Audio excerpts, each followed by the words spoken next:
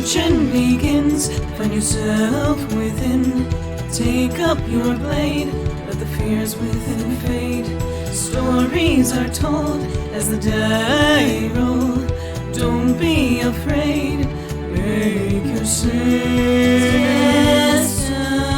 destiny will find you in me. Friends at your side, may the group with pride. Try as you might, you now live to fight. Monster nor foe can fill you with woe. Enemies in sight, it's time to roll dice.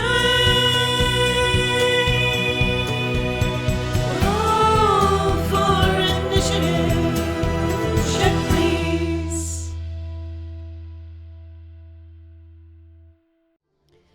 Hello, checkers and pleasers, and welcome to Check Please. Hello, hello. I am Game Master Beardy, and these are my lovely players. Welcome in, everybody. Hello, my name is Keni. I play Louie Freeman, Icebore Extraordinaire, who, on occasion, burns himself. I'm Skrewy. I play Stavik, who likes getting hugs from bears. No. I'm Grem. Yes. I'm here. Play Valentino, who's also here. Present.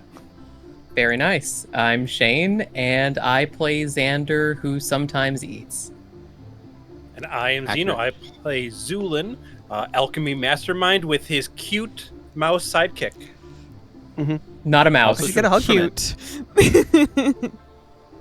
Which has bigger air quotes, cute or mouse? Cute? Oh, Mouse. You I think kick mouse him? at this point. Sidekick. Anyway. Yeah. I don't care which direction. downfield. Well, does anyone recall what happened last time? So last time on Check Please, we had been approached by a little boy who was like, "My papa has been attacked by a creature. Won't you, adventurers, please save me?" Unfortunately, none of us could understand what the boy was speaking, and so we decided to leave him behind, is what would have happened if Louie wasn't able to use some of his linguistics to figure that out, and Xander didn't have tongues. So that is not what happened. Instead, we went to the village and discovered that there was a situation in which spooky bears were attacking this little township, if we can even call it that. There's maybe like 30 people who live here, but If that.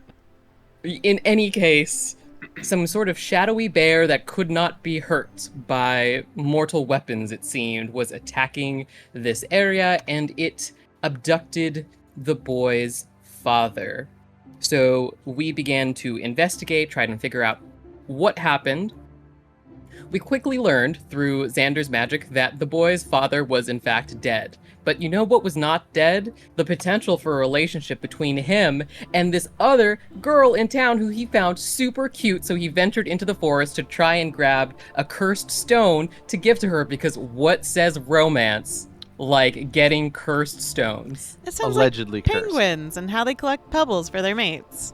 Allegedly Yes. cursed stone. Allegedly let's not, cursed. Let's not throw around curse. Let's not As if throw it's- random stones here. Let's not throw around the C word.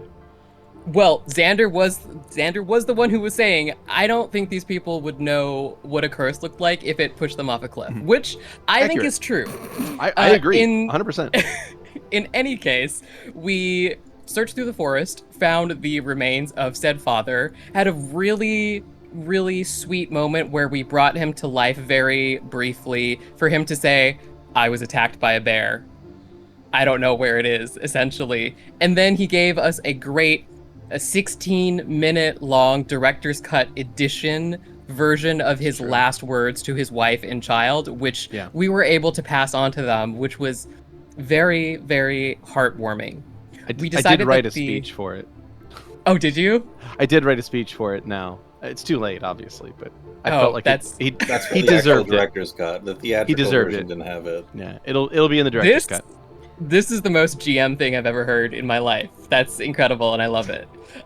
In any case, we decided that we would round up all of the villagers in one basement so that Zu'lin would be very easily able to set them all on fire at one point in time if he needed to for his experiments. Right. So we did that. And at night, we were attacked by a bear that very much wasn't a shadow bear that couldn't be harmed by mortal weapons until we killed it, and then it inverted its skin, as one does, and was a shadow bear that couldn't be hurt by normal weapons. So we attacked it for a little bit, and Xander sent out some light. Once it saw the light, it was like, and some Seeker of Darkness from the end of Kingdom Hearts 1. Ah! And it faded into the ground and disappeared, which is great because it was about to kill Stavik or send him back to where he came from. To the And that, shadow I realm. believe, yes, is where we left off. Excellent. Well, as the dust settles from your combat, we find ourselves back here in the palisade area in front of the tiny little thorp known as Marrow Hill. Louie's gonna call back to Xander. The bear disappeared. And Zu'lin's going to fly back over there as well. Stavik is going to get his ass up and help Bastion up. Oh. Thanks. Xander will head You're down into the welcome. cellar. We'll have to keep watch a bit longer. It seems that the creature has not quite dissipated. I should probably heal myself a little bit. And I'm going to utilize the spell. I don't have access to that necessarily, but I'd like Sure. to use this spell to... Yeah. And the spell, just to refresh my mind, what was bound to him was inflict. That was inflict Moderate? moderate wounds, Okay. cast at 7th level. Cool. In that case, Stavik, go ahead and roll me 2d8 plus 7. You got it. 2... You know, I didn't even put this in my bingo because I didn't think it would be possible. Getting your spell slot back. Yes. Yeah. All right. You gain bad. 18 hit points, bring you back up to 63 there, Stavik. We're going after I this think thing? that went okay. I don't know how we can go after the thing if it went in the ground, unless any of you can somehow pass through that area. I mean, it's not The here ground. anymore. Find me a shovel, I'll figure out how. Do you think it's just in the ground? I mean, where else are we going to start? Let me think about this. Is there any way based on like how it went into the ground that I could do some sort of like arcana check or something to kind of figure out what just happened? You can make an Arcana check, yeah. Okay. Can I make a the fuck check? Yeah, is Sure. there a the fuck check? Yeah, I don't know about that one, but could I do an Arcana as well, given I was right there? sure. Ooh, Yeah. nat one, that's a 10. Well, Thank the nat God. 20 for Valentino. Hell yeah! Yay! Bravo, Feast or Valentino. famine night, folks! Well, Valentino, the way this thing melded into the ground, you think that it was discorporating itself in an effort to travel quickly away from here. So you think that it fell back, likely after being hurt that badly, to somewhere where it could rest and recuperate. That's not in the ground, I assume. Correct. Okay. Well, I mean, it's not. I was kidding about the shovel, but it's probably back where we were before. At the circle. Yeah, it seems like the smartest place for it to heal, unless there is actually like a cave. Yeah. I mean, we could try to track it, but I'm nervous to leave the town. But that also means that it'll probably disappear by the morning light. We can have some I can people stay here. behind. Louie go. will. I can't hop down from that angle, but he'll hop okay. down and return to Xander. Just you, or would Zu'lin stay with you? Zu'lin could stay with me if he would like, but as I think, the only one here who can create daylight, I think that we would probably be fine if it attacked again. I worry about leaving you alone, I guess. I will probably be fine. I know. I can't help it. Anyways, if that's fine, then the rest of us will go after the bear. Unfortunately, it has that gunk in its system, so whatever it used to be before it combined with it, I doubt is there anymore, if that makes sense. Not particularly. Oh. It has likely been thoroughly corrupted by the shadowy essence of Indeed, but it does seem that there is a portion of it that is still in likeness. Potentially to just say strangely symbiotic or less than symbiotic relationship. Well, in either case, it doesn't look like it'll stop unless it's put down, is my theory. And though it pains me to have to do this, it's what I need to do. I'm confused. I do not understand why you would be upset about destroying a monstrosity. It wasn't a monster before this. I mean, we killed wild animals before. Indeed, our friend is correct. Well, we've killed animals that have attacked us or attacked other people. Again, this is something where I mostly just pity the being for becoming corrupted.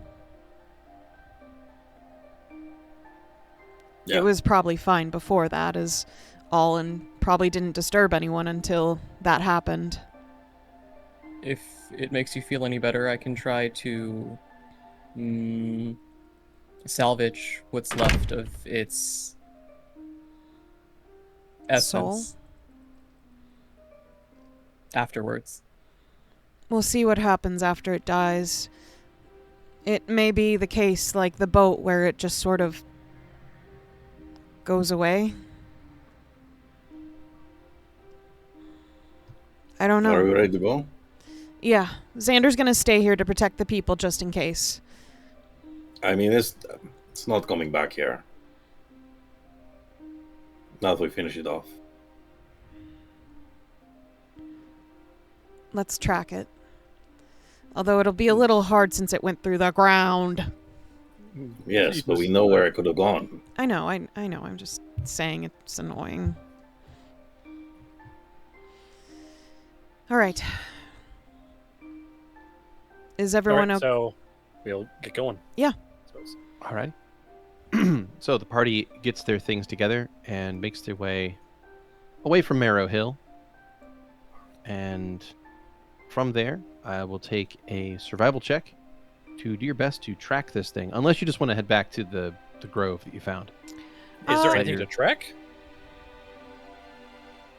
That's why I'm asking for the roll. I mean, sure. You might as well make it. If there's anything 29. that leads us in the direction. 27. Okay. So, Louie, you will succeed, and you're actually going to find some tracks. Some bear tracks. They lead off into the woods, wouldn't you know it?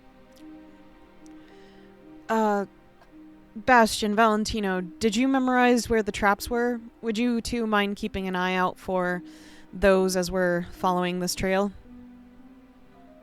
Yeah, Oh, yeah, sure. totally. Thank you. Did I? Yeah. Okay. Okay. All right. Yeah, it's this way. Just mind the rope there, and Yep. then there's a pad there. Don't step Oh. on that. Thank you. And then, yeah. Okay. How does And it then as you miss guys- all of these? I mean, shadow, power, magic, I guess. bullshit. That's all I could figure. That They or I should have just laid got more bear traps, given that they knew it was a bear. I mean, maybe Yeah, I should maybe I- learn shadow magic at this point, seeing how useful it is. I guess. Yeah. Yeah, I don't know. It just it was like a cat or something, just squiggled between all these.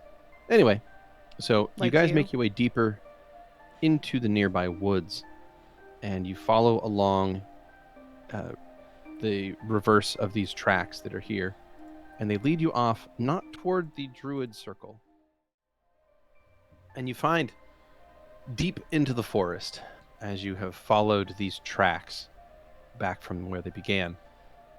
There is a rise in the terrain, and at the base of that rise is the gaping entrance to what appears to be a natural cavern. There are some logs and sticks which have fallen and built up over time, concealing part of it from casual view. But with your survival checks, you're able to navigate your way to this relatively easily. And you find yourself standing there before it. So it is now at night, close to about 10 p.m. You are deep in the forests outside of Marrow Hill, and you're at the entrance to what appears to be some sort of cave. What do you do? All right. What's the plan? Just go in and start throwing spells? Throw light in there? What's... Well, it has worked before, has it not? When it's weak, I could potentially use myself as bait, get it to try and grapple or swallow me, and then No, I start veto. shedding light. Did Xander? That doesn't. I thought Second. I thought No, Xander he stayed. came with us. Gotcha. Okay. I mean, That sounds like a seems like a plan, bad like idea. F at best. Yeah. Like we have A through E to go through before we have to start getting eaten on purpose. All right. Yeah, let's if someone's like, why don't we send the person that's inedible to get eaten first? Gestures towards Stavik. There you go. I like that's a good plan. He does seem to like grabbing on the stomach. Sorry. Oh yes. This inn, Stavik Bowden? wants to be eaten by a bear. Bowden, we missed you, buddy. Get out of here, though. You're not here. Sorry. Well, I want to be in this plan too. Too bad. We need Stavik. Get out of here. Okay. Sorry, Bowden. Well, I had a thought. Are you able to create a sphere of darkness? Like if we were to have it chase us out into the daylight, The shadow? Into- The yes. shadow. and then have it chase us outside where the spear is, and it's really actually light, but the darkness is there, and you dispel the darkness. So the problem is that I believe that the magical darkness and the magical light will try to counteract each other immediately upon being exposed to one another. Also, definitely should have been a thing you brought up while we were traveling, so because it takes like 10 minutes for me to prepare a spell. This seems like what we were talking about, but with extra steps. Why don't you just run in and attack it? And If we then just- I mean, if we can Bastion find and it- Valentino can go in and shoop, shoop, shoop, and Yeah, then we the rest of corner us it. can like pew pew pew, you know? Yeah, we corner it and then we hit it with some light, right? Like that's Yeah. all we gotta do, right?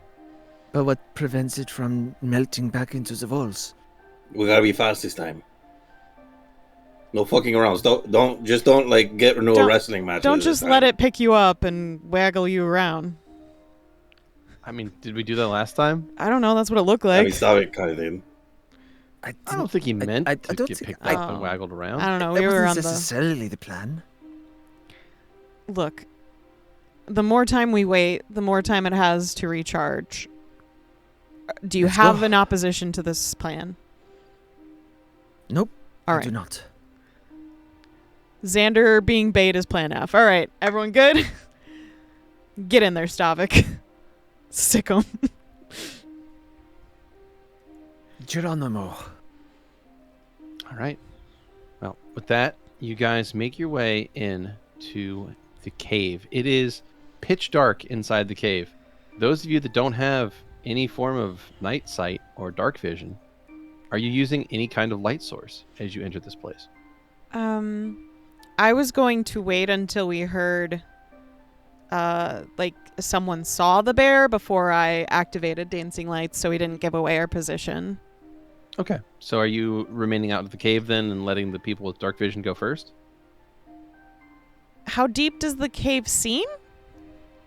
It's sort of just like a dark entrance into a cave. You can't really see anything beyond that. It could be 10 feet. It could be 1,000 feet. I Stavik. can see into it. Now, those of you with dark vision Which is- can see that. Go ahead. I think that's most of us. I'm pretty sure Valentino, Xander, and Stavik all have dark vision. Yeah, so it's half and half. Yeah. Yeah. Louie, Bastion, and Zu'lin can't see in the dark, whereas Stavik, Xander, and Valentino can. So, Valentino, Xander, Stavik, the three of you look into the cave, and you see past the overgrowth, past the logs and branches that have piled up at the base of the cave entrance, there is kind of a moss-covered tunnel that goes into this hillside that opens up into a reasonable sized room, perhaps 30 feet by 30 feet. And as you look in there, you can also hear the sound of water dripping. But you don't see any bears. Quick question. Do I need to recast all of my several minute duration spells? What you have currently going on is, I've made- Shield and yeah. Expeditious Retreat have worn off by now. Okay. I'll recast those once we go in, but I'll wait to do it until we're actually going in. I'll just do it in Yeah. the So sheet now. if there's any buffing you guys need to do, the only thing that's on the party that I'm seeing currently here is a shield spell on Valentino. That's And on for a little more than an hour. In addition to the things that those ones I had going, I'm also going to turn invisible once we go in. Okay. Well, don't see anything inside. But if it's just shadows, then maybe we need to light up the cave first. Okay. We put the daylight at the mouth of the cave, and if he's inside there, you can't get out. All right. Either that or one of us could walk in with the lantern first so that we can find the direct location before imbuing it with the direct power of the sun. I mean, Well, what if he notices that and scrams? I will stand by the entrance of the cave, preparing myself to turn on the light if I see him exiting. If that does not happen, then I'll be ready to charge in and release the light should you wear it down enough. all right. All I'll right. use my dancing lights then to light it up for everyone else. Is that okay? All right. Louie will cast his dancing lights. His 4 ice butterflies will flit around the team in a nice light blue light, and we shall venture forth, I believe. Okay. Well, you head then into a bear's den.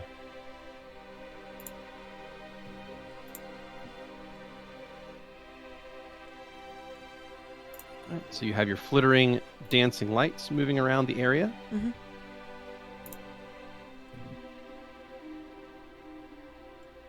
Bastion, Stavik, Valentino head into this place. And as you walk in, you can see that the area ahead of you is a rather large cave. It does seem to be filled with various funguses past the initial moss at the front. There is a large reservoir of water on the eastern side of the cave, an underground lake of some form, or pond, I guess would be the better term. And Valentino, from where you're standing, you actually have a very good view of something else, and that is to the northwest inside this cave. There appears to be a side area that has been filled with various dried plants, like it looks almost like hay or straw or grasses, which have been pulled and placed in here to form something of a nest. Strewn around and poking out of that nest in various places are bones and broken and ripped apart equipment. So it looks like whatever predator it lives here has created a lair in that room. Do I see any indication of, like, and if you need me to roll for this, I can, of, like, cubs or young? Perception, please. You got it. That is a 23. All right. Very You look nice. around. You don't see any indication of young. There's no like eggs or young critters, anything like that. So it's hard to tell what. Eggs? Well, you don't know what lives in here. Bear eggs. Could be reptilian. we were looking for bear cubs. Yeah, I know, but I'm saying it could have been like a dragon in here for all you know. Oh, okay. So there's no critter eggs. know. There's no youth of any kind that you see. But what you will notice with that 23 is that laying in the back corner of that lair, looking almost like a lump of stone, laying somewhat motionless and every so often just licking its wounds, is a massive dire bear, one that is injured.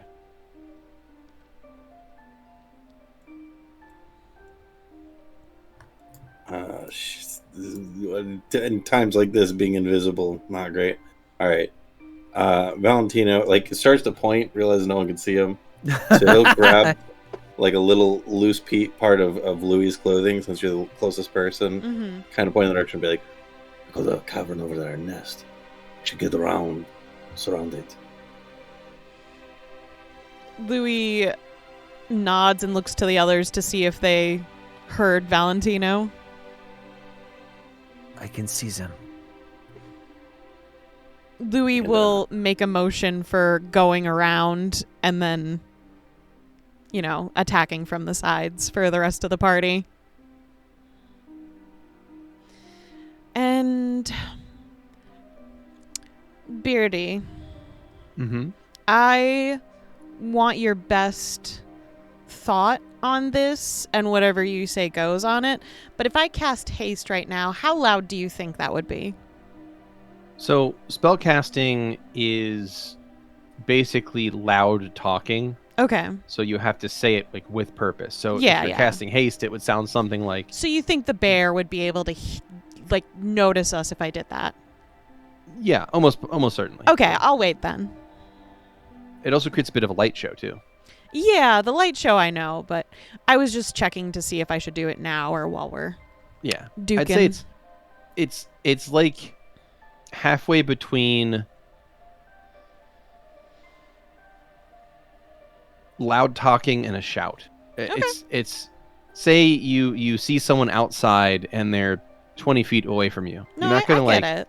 scream at them, but you're gonna I get elevate your voice. You're gonna speak with purpose. I It's get an anime move. it. Ugh, Yeah, don't. it's an anime move. Yeah, Don't make you're it cringe announcing for me, you're announcing Xeno. your monk attack. Whatever. Oh, Like a that's fighting stupid. game move. Yeah, Hadouken! monkey- Hadouken! You go. Monkey steals the beach. Just like that. Okay. Sun Kong. Well then, I will wait on that. And how deep is the water near us, by the way? It's hard to tell, but it looks like it's not terribly deep. Yeah, Louis. You would guess somewhere between 2 to 4 feet. All right. I would like to attempt to stealth up closer, and then get Can I, like, oh, sorry. and then get in place to attack this bear when everyone else is ready. Sure. Give me a stealth It's a check. nat one. It's a nat It's not one. Mhm. Can I'm gonna give Louis a hero point for this one. Okay. It's just if for no other reason, so that I can at least finish what I was saying. Go ahead. Am I able to, like, prepare an action out of combat? Potentially. What did you have in mind? I want to get a fireball ready, and if the bear hears anybody, if it, like, sits up, then I'm gonna just throw it right away. Well, getting a fireball ready involves casting the fireball spell, which in itself would alert the bear. Okay.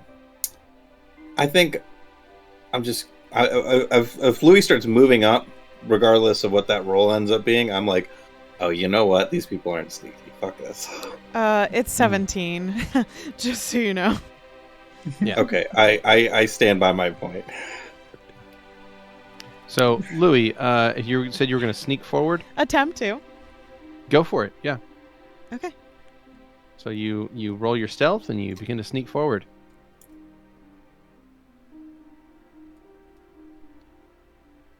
Okay, and that's as far as he would go. And as you get about to that point, there's some rocks and maybe some sticks, or perhaps an errant bone here or there, scattered across the cave floor. And as you step to that space, you're going to accidentally kick one of them, or step on a bone, and there's a snapping noise. And it is enough that the bear is going to look up from its wound that it was licking and stand up. Does that matter if I'm just casting a spell? Say what? Like I said, I'm just throwing out a fireball. Fuck it. Yeah. All right. I assume that's what you're going to do as soon as combat begins here. So No, I'm doing it as soon as Louie starts moving, and no one else is moving, and I'm like, oh, Bastion's not getting in a position. Our wizard is trying to get up in the position. Yeah, go ahead and throw a fireball. Gone. Okay. Sure. You begin combat by throwing a fireball.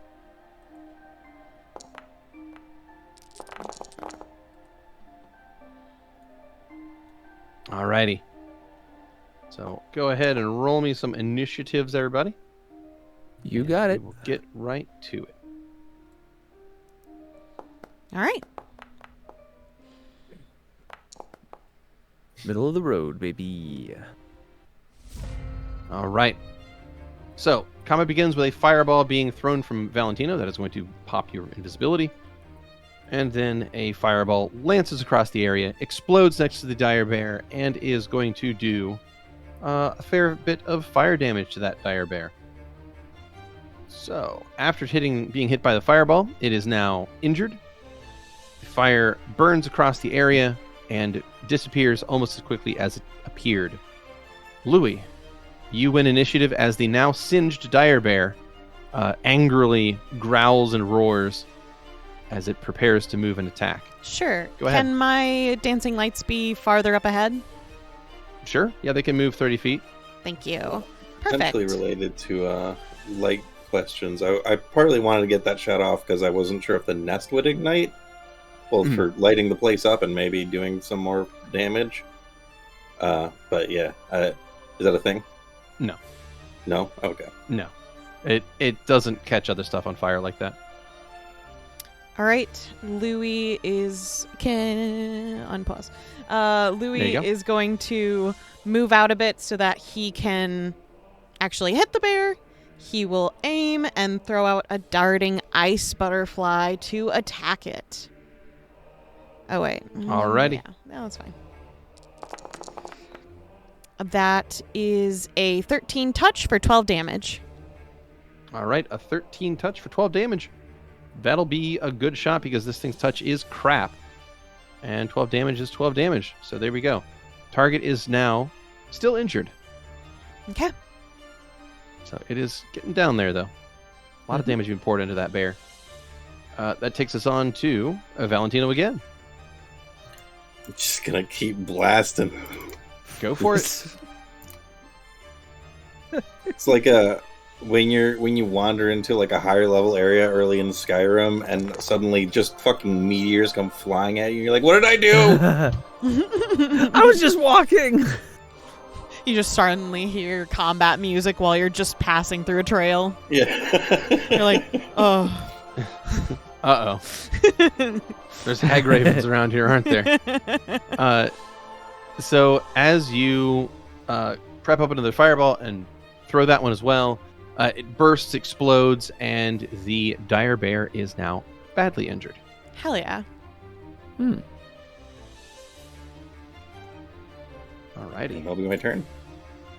Xander, you have initiative. Xander is just going to ready an action to begin glowing if the bear approaches him. Okay. Oh. You're approaching me? All right. Stavik, what do you do? Stavik moves up 25 feet, readies gets into lunge stance, and readies in action to if the bear comes into range to attack. You got it. You ready your sword to strike? And that will take us on then to Bastion. Bastion is going to move up 30 feet to get right here in front of Louie, pulling out his rapier as he goes. And he'll do the exact same thing and ready an attack if the bear gets close enough. That takes us on to Zu'lin. Zu'lin, what do you do? Right, Zu'lin's going to head up 30 feet with his gross, mutated wings. And I will imbibe myself a Bomber's Eye potion. Okay. And that'll be my turn.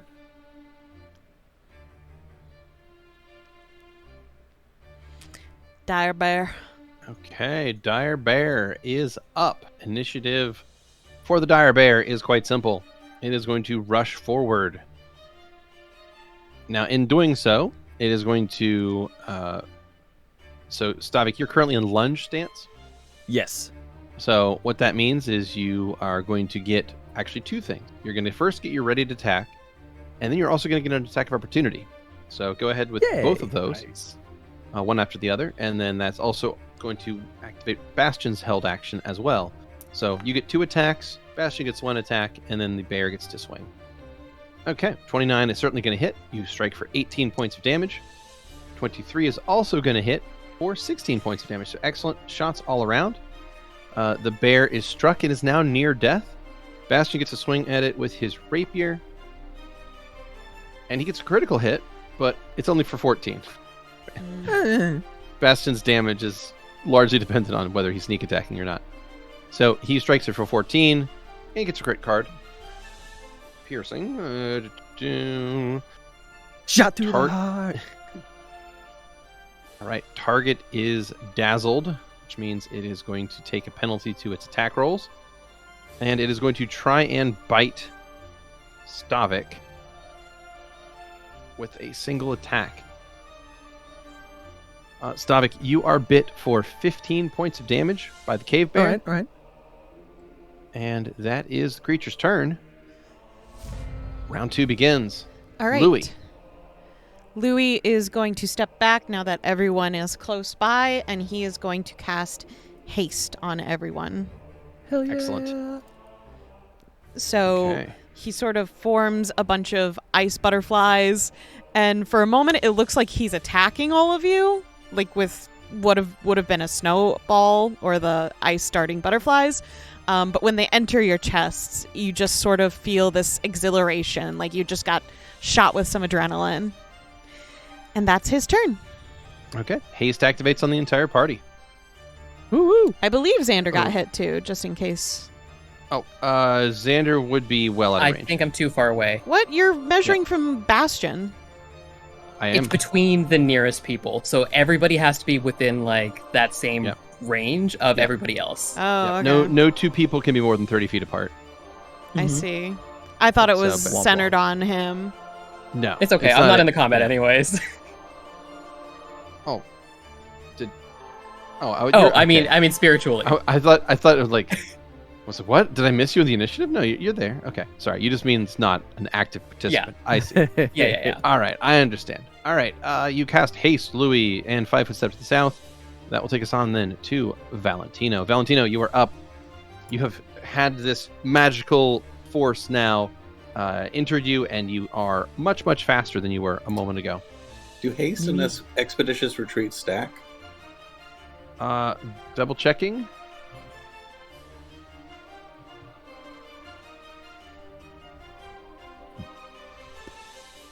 Yeah, it doesn't like Foundry's not. It counts as an double. enhancement bonus for the haste. Let me pull up an expeditious Oh, okay. retreat.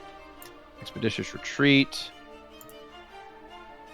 Yeah, they're Yes, both it is the an same. enhancement bonus, so they do not stack. Okay. Then follow-up question: the only way for me to get past, like, I can't pass through him unless I do a acrobatics check, correct? There's a couple ways. You could do overrun or acrobatics. Yeah. But if I do acrobatics, I will only be able to half movement, correct? Unless you increase the DC by 10, then you can go at full movement. You know what? I'm gonna go for it. Okay. So moving through his square and increasing your DC by 10, go for it. What's up, Skrewy? What size difference can a creature move through? Does that No, Pathfinder, or it's is that not in this 5e? instance. Like, Oh, that- okay, cool. the bear isn't that big. Okay. All right, but wow, that was a pretty bad roll. It was a 26. Okay. Does that mean I do you stop wanna- in front of him? You can hero point that would stop you in front of him because you wouldn't be able to pass through his square. Okay, But you could roll it again if you'd like. I'm gonna keep it. Potentially succeed if you'd like. As long as I don't lose my standard action, I'll just roll with No, it. that wouldn't lose your stand action. You just basically walk up to him and stop. So you move up to him, try to get past him. However, the bear is a little bit trickier to get past than you imagined, and you're actually going to get a mouthful of bear snout. Ew. Try to for your wall run trouble. over him, and he bites at me. Indeed, he does. You are bit for 15 points of damage. Yeah. Ooh. Well, then I will go ahead and give him a stab instead. Okay, give him a stab instead. You got it. I'm on the wrong page. Might be.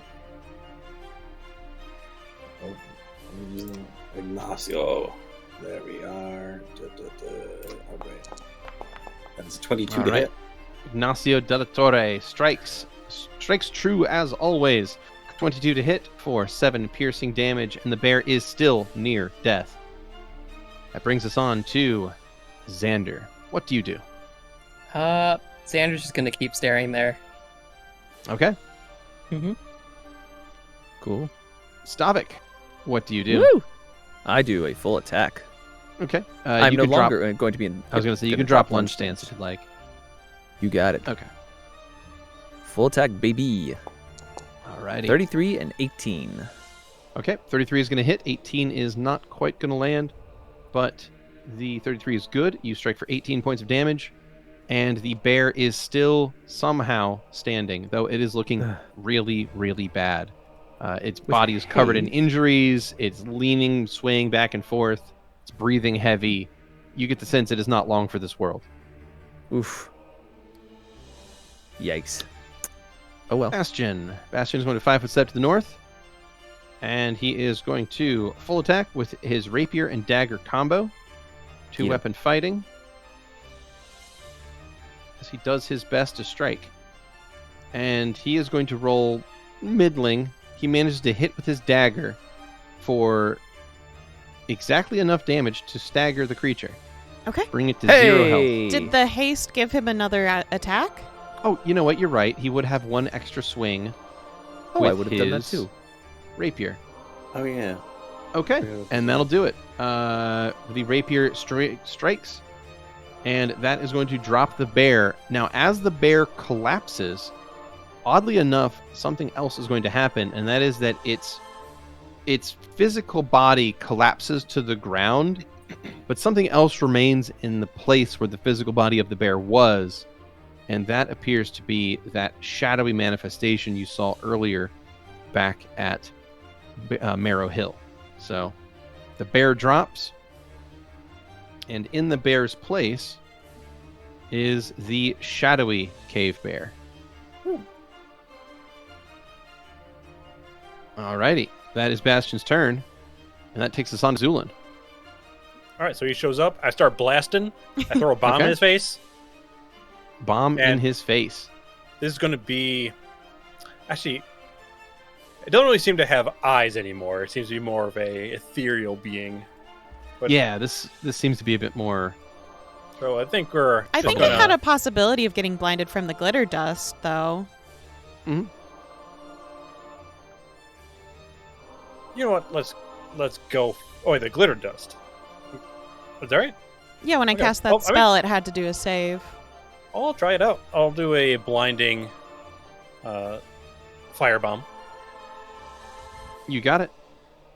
Go ahead and throw your bomb. Unfortunately, it happens. probably has concealment again. Right. That's going to be a 15 touch. 15 touch. That does land. Wonderful. I would like you to roll a D100. D100. Ruh-roh. Concealment. That's a 65. You're good. All right. The bear is struck for 20 points of fire damage as the flames from your bomb lick around it. And does it get a save from the blinding, or is it simply blinded? I believe since it hit, it is blinded. Wonderful. Alrighty. Alright, that takes us on to the shadowy cave bear.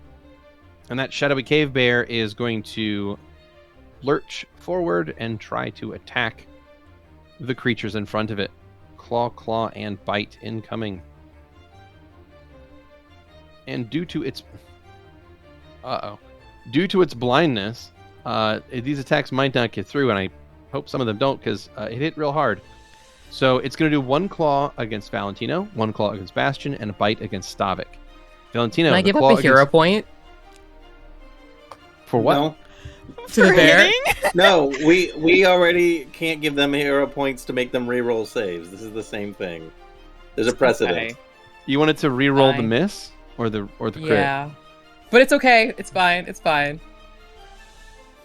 Everyone just keeps saying, like, I have so many hero points and I never use them. So I was like, I should give them out. You Shane, can are you reroll your own okay? misses. I love this. Bravo. Are you I okay? appreciate it. So the attack against Valentino, it rolled a 2, and it's going to miss. Bastion is going to get struck for 14 points of damage. Okay. And this is not like piercing or slashing. This thing is attacking with basically pure negative energy with its claws. So Bastion's going to get struck for 14 points of damage and also potentially get grappled by this thing. So that's unfortunate. 25 will succeed, and Bastion is grabbed by this creature and pulled Oh no! in. That is bad. And then I do need to roll a couple of things because he's blind, so he does have concealment. Okay, so we'll hit there. And then the attack against Stavik is a potential critical hit that would hit you for a decent amount of damage. Now, there's a couple things to note. One is that the damage is lessened because this is a shadowy creature, and it doesn't do so well against undead creatures in this case. So you do get a significant reduction to damage here.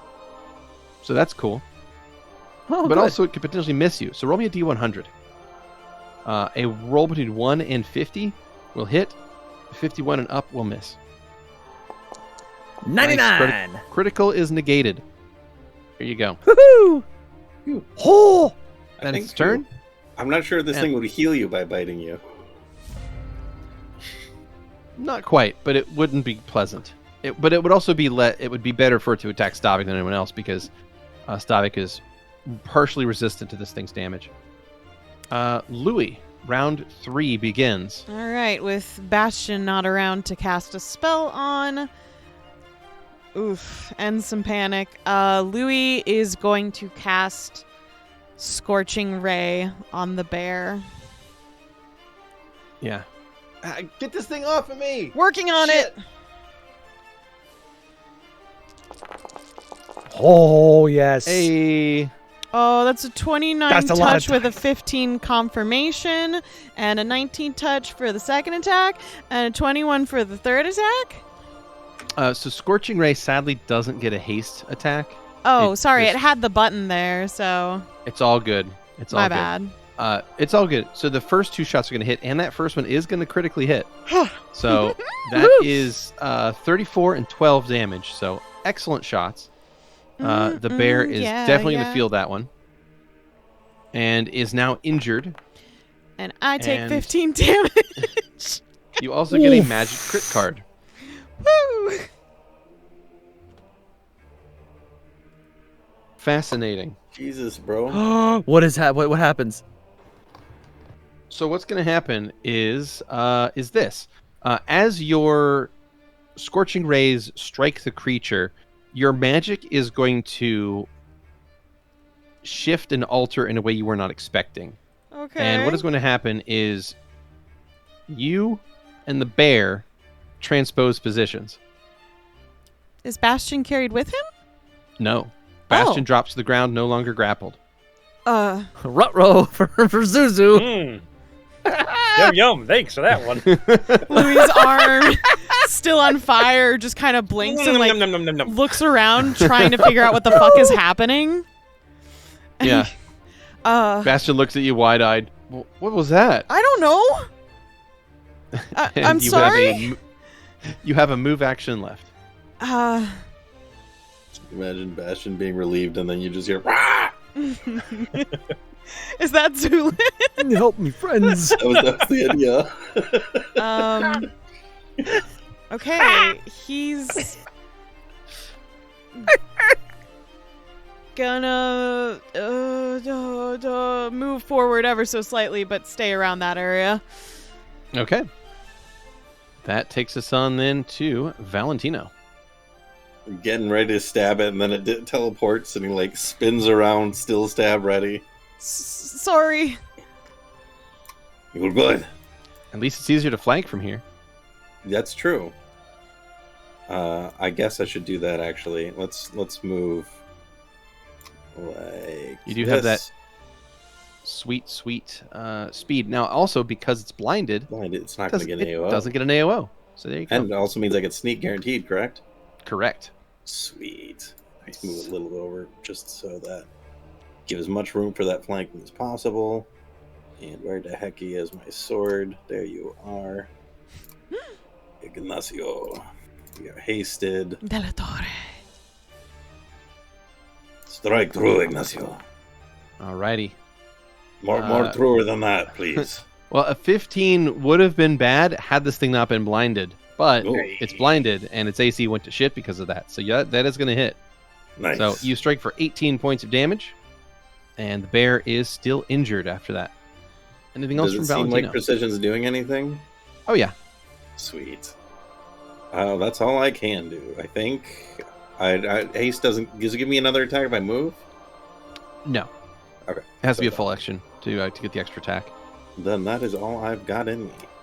Alrighty, Xander, you are up. There appears to be a shadowy cave bear in front of you. What do? He is going to move up and continue holding on to that magic. You got it. Cool beans. All right, that takes us on then to Stavik. Stavik, you turn around, and right behind you, the bear has appeared where Lou was standing. What do? Looks to Louie. I don't know. This shit just kind of happens sometimes. Later. It's magic. Yeah. He's going to take a 5-foot step, Mhm. and now he is flanking. Correct? Correct. Yay! So we are haste. Oop! I gotta put the flanking bonus on myself. Where are you? I can activate it for you here. Thank you. There you go. And I'm gonna power attack it just to see what happens. Yeah, I mean, its AC is pretty bad right now, so it's a good time for it. So, power attack, full attack, flank. 20, 28, 22. All shots hit. Yes. And all shots do a lot of damage. 18, 20, and 19. Target is near death. Woohoo! Okay, Zu'lin's officially the MVP. Yep. Holy It's shit. so good that somebody recommended that they throw that bomb out anyways.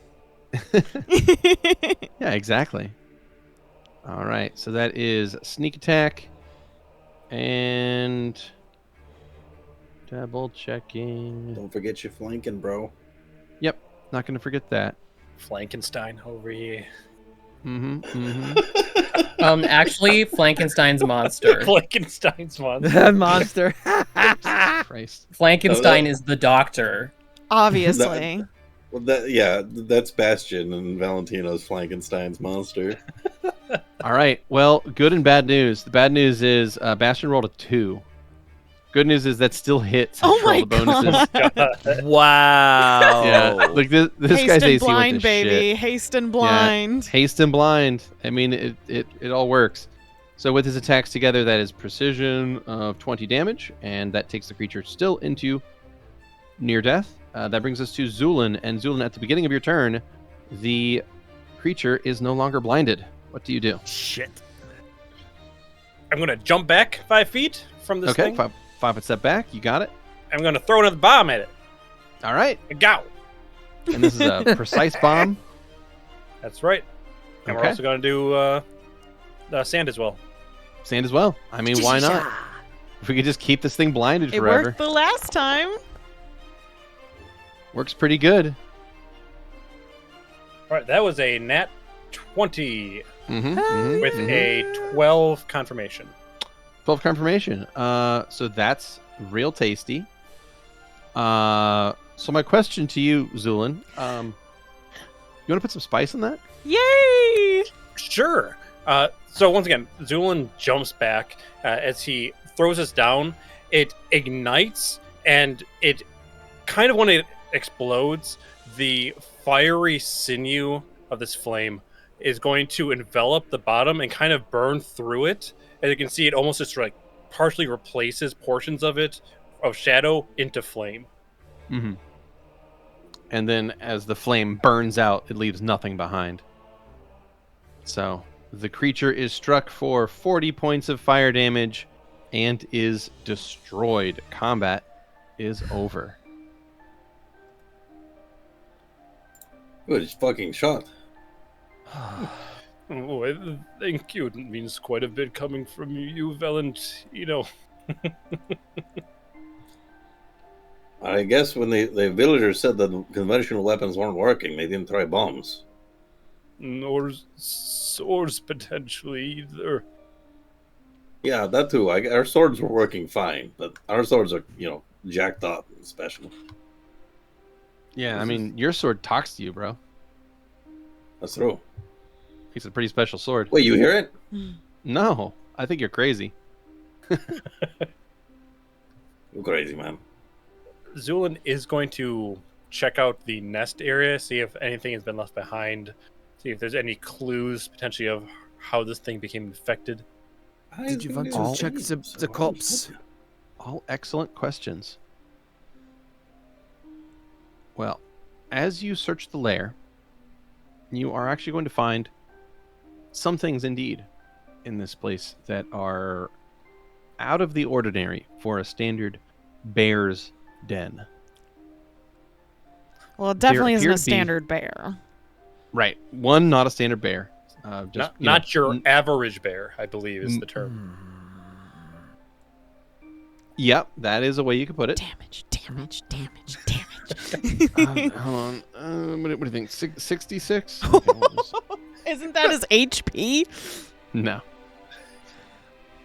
No, I don't that would know. be, I think all of the repeated statements of "this isn't your standard bear," I've invited this one for a long time. That's fair. Honestly, like, I was inviting some level of punsmanship or what have you. Anyway, you look around this place and you do find some oddities. One of them is the fact that the lair has runes carved into the walls themselves upon closer inspection. So from a distance, they were very hard to see, but as you get closer, you can find that with a very careful hand, strange runes and symbols have been carved into the cave walls here. Dude, this bear smart as hell. Do these runes look familiar to the runes that were on the door of Owen? No. Okay. They do look similar to Druidic? some runes you've recently seen, though. The druidic ones? Yeah. Correct. They look like the ones... They look very similar to the same symbols that were on those collapsed stones. If only. So if anyone has the ability to try to read these, you can attempt it. I would have to come here tomorrow. I do not have comprehend languages. I'll use one of my spell slots I'll prepare comprehend languages into it. Okay. So a little bit of time passes. I'll go ahead and push time forward by about 10 minutes. I imagine the others can look through the cave during this time period if there's anything else. Absolutely. Aside from that, you do find a large number of bones and bodies that are partially decayed or partially consumed inside the cave. So it does look like the bodies also don't belong specifically and solely to humans. There's also animals in here as well. Many of them livestock animals, so sheeps, things like that. But yeah, 10 minutes will pass. And you can go ahead and cast your comprehend languages then, Xander. There we go. As you cast the spell, your eyes cloud over with magical power, and when they refocus, you can suddenly read all of these runes and carvings on the walls. And the majority of them seem to be talking about some kind of guardian. It's making reference to. It's talking about like how a guardian lives here. Xander nods. Though there's little else that makes a lot of sense. The runes themselves are kind of rambling, and the narrative you get from the translation is that whoever carved this believed themselves, or potentially whoever sleeps here, to be some kind of guardian that is the only thing standing in the way of something else.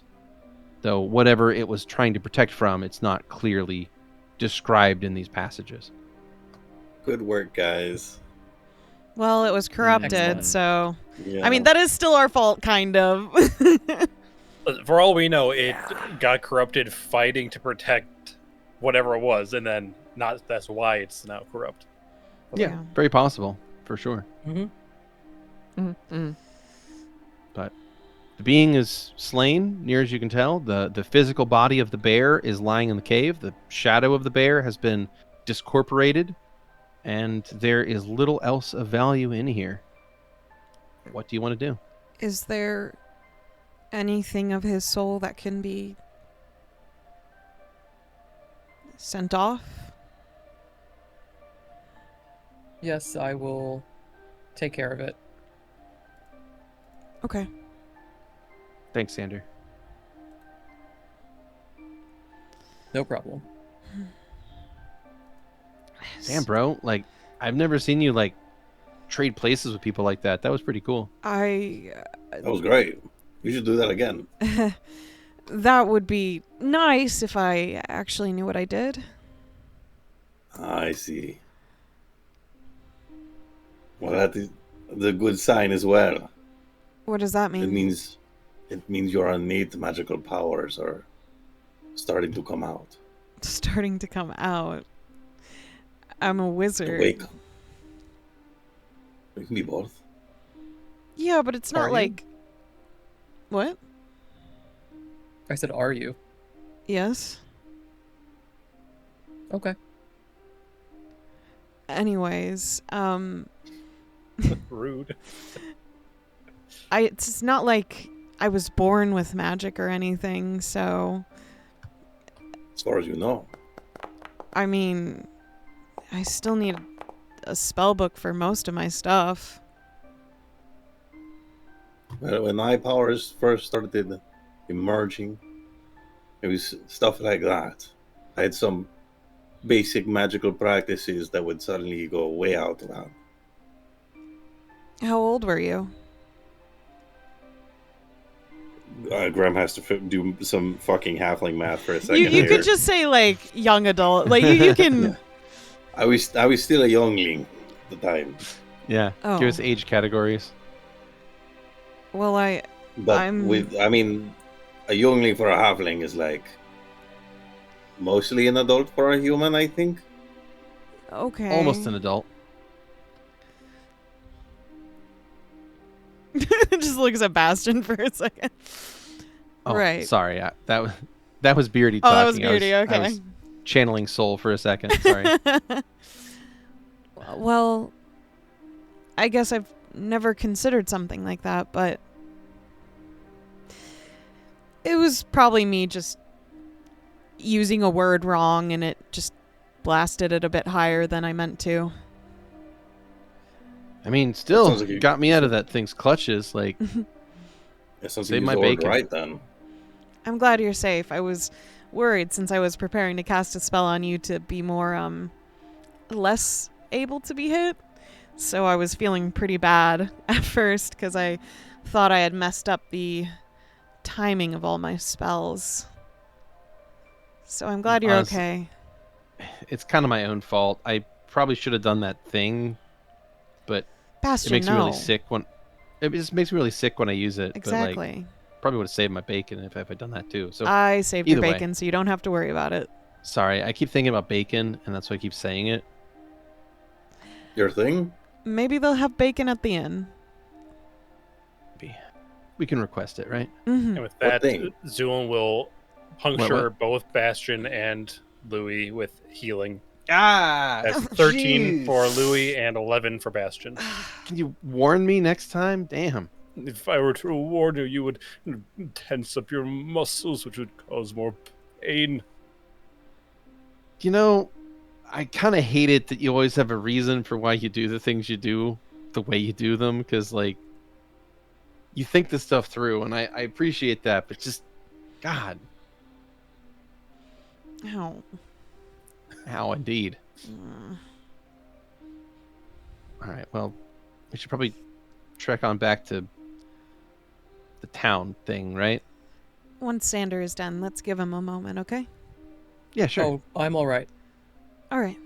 If everyone's ready, we can tell the good news. Yeah, I It think that went is- very well. I don't know. Good news, right? I mean, Right we're on. on. Indeed, the townspeople will no longer be feasted upon. Well, Sounds- unless there was a guardian here that was keeping the town safe and we just destroyed the corrupted version of said guardian and now there is no one keeping the town safe. But I mean, that corrupted guardian was attacking the town, so I mean, sounds like no matter what happened, we made the town safer, at least in the short term. Potentially, yes. So, Well, To yeah. the inn, well, back to the people to tell them they're okay and then rest at the inn for the night. Celebrate our victory. Sure, we can celebrate tonight. all right. Before Yes. Zu'lin heads out, he would like to inspect the bear body and see if he sees anything. Once again, he wants to see if there's any tells of what may have caused this corruption. Sure. So you examine the body of the bear very thoroughly. Please roll me a heal check. Got it. Can't imagine the There's a 25. health is any good. So what you can determine is that the bear has been ill for a long time. Some kind of sickness had struck the creature. There is long-term signs of organ damage within its body as you cut it open and look at it. And its skin is definitely the wrong consistency. It's not. It doesn't have as much fat as it should have, and it's just generally not in a healthy state as it should be as far as a creature of its size and place in the food chain. So you get the sense that it was in the process of dying, you think, though you're not sure how long it still had to live. Mhm.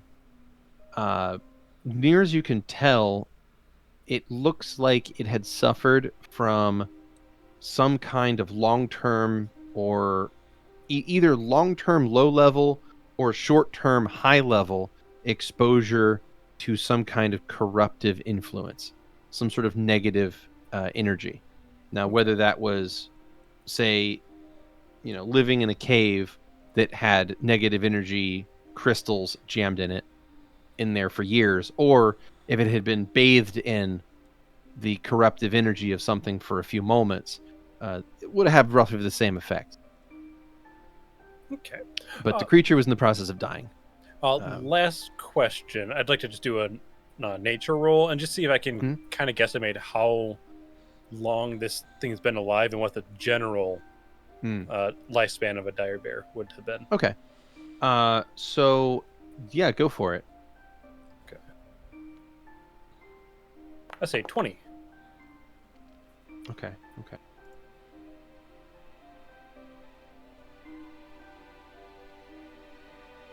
All right. Let's see. So, a standard bear is gonna be around 20 to 25 years.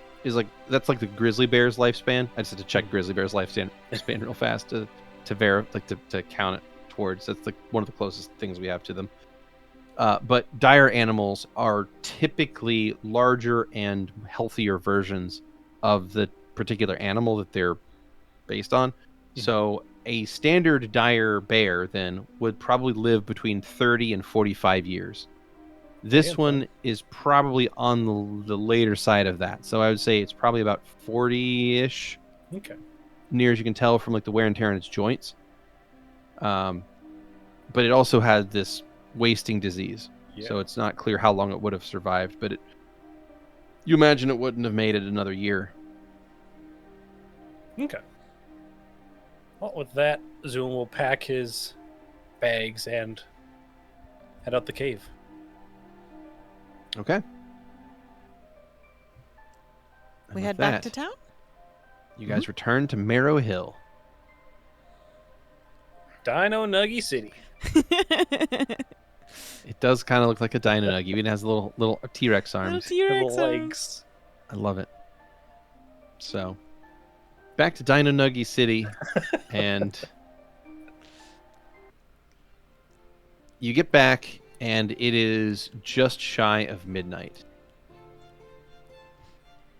The town has townsfolk up on the walls to watch for dangers, and as they see you approach, they will shout to each other that you have all returned, and before you know it, they have gathered what few people are left in the city here in the town square as you walk in through Palisade Gate. We got him. No problem. We were able to help the bear pass on. The mayor steps forward and looks at all of you. His hands are kind of twitchy and holding each other, and he says, "Really? You actually managed to kill the creature?" Yeah. No problem, as Valentino says. Does Stavik actually do a motion? He's like, when they say actually kill the a good creature, it's like, question. I mean, it was mostly dead already. It's just Yeah, if Stavik does do like a hand gesture, Valentino's gonna try and very subtly pull out one of his swords and just rasp his fingers. Like, let's not give them more anxiety, dude. We won. That's what matters. No problem. We won. That's what No matters.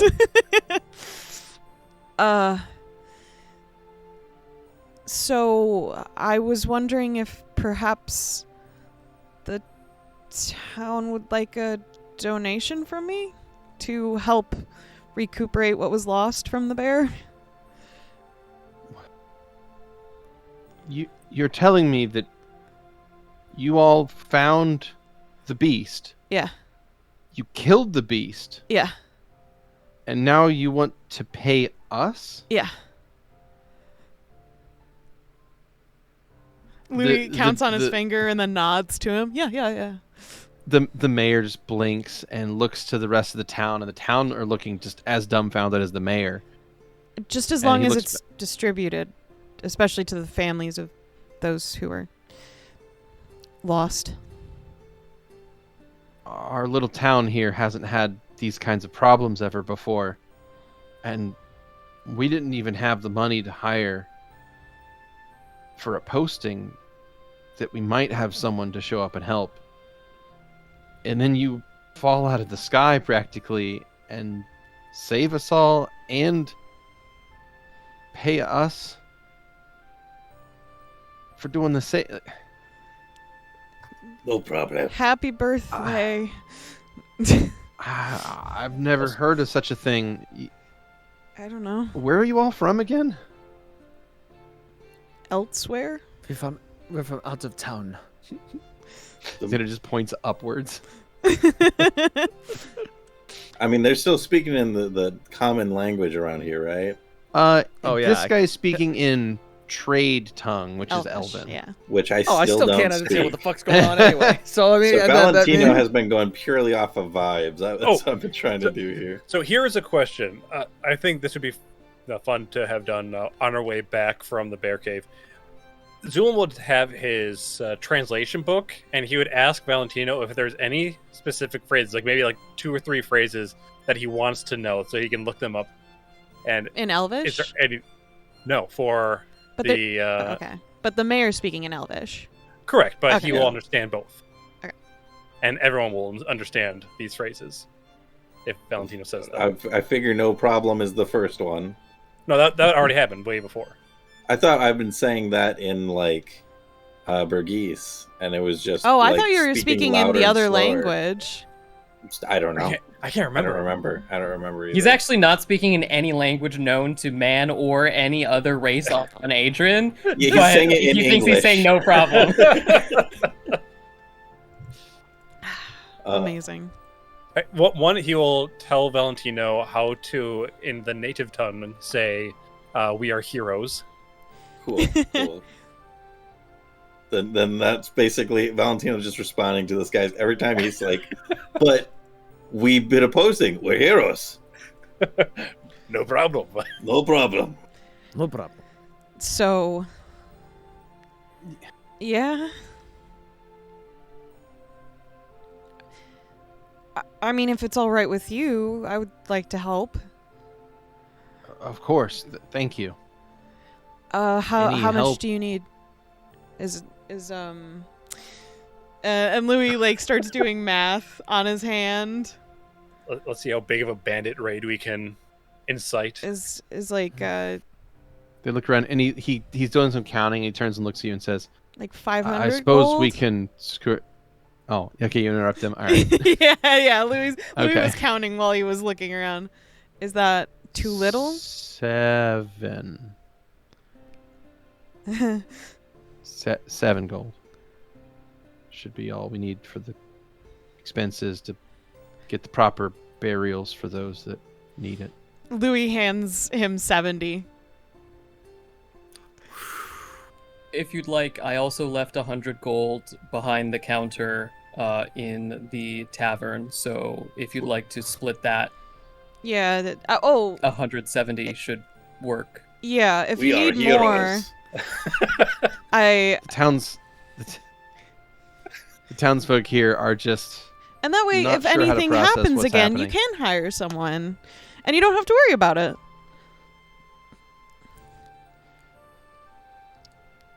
right. Yeah. Okay. All right. I'm gonna subtract 70 from my. He'll take the gold and kind of walk back toward the his house, and he starts talking to people about getting a run together to get to the nearby town and pick up supplies that they're going to need to rebuild and also to properly honor the fallen.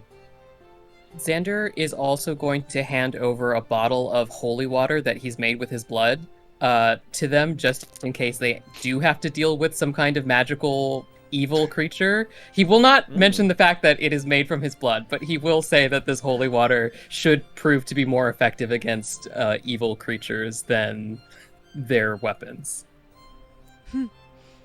This is a jar of blood. Look, Do you not Xander, want it? I don't want to kink shame you, but you can't just put it on people without telling them what you're doing. They wouldn't understand. They don't understand a lot of stuff. It's fine. So, yeah. Who wants to party tonight? Yeah. I mean, I'm down for that, bro. And does the mayor and everyone else seem kind of distracted as they kind of are putting everything together? Correct. Yeah. So the mayor's gone back. A bunch of the townsfolk, and again, there's not very many people in this town. Yeah, it's There's like only 20 30 people, here right? total. Oh, so 30.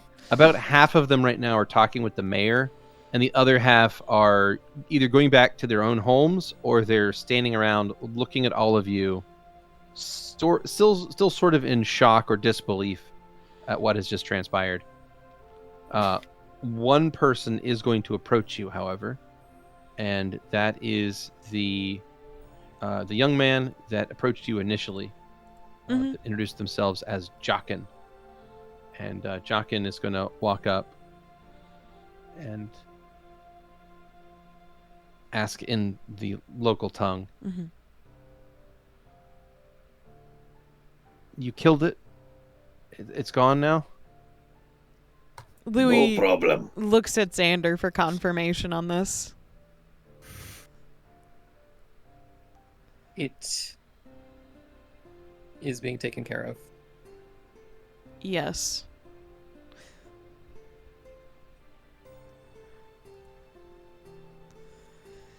We defeated it.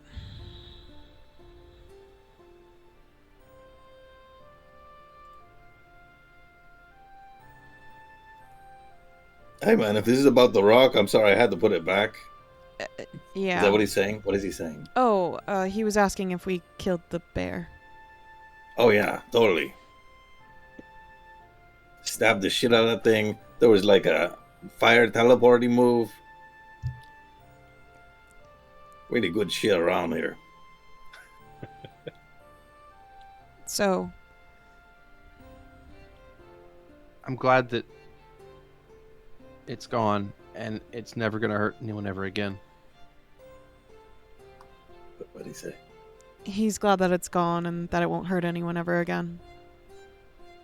No problem.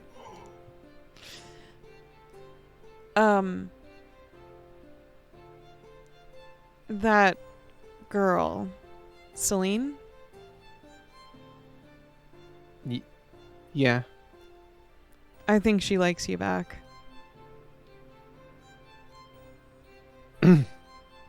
That's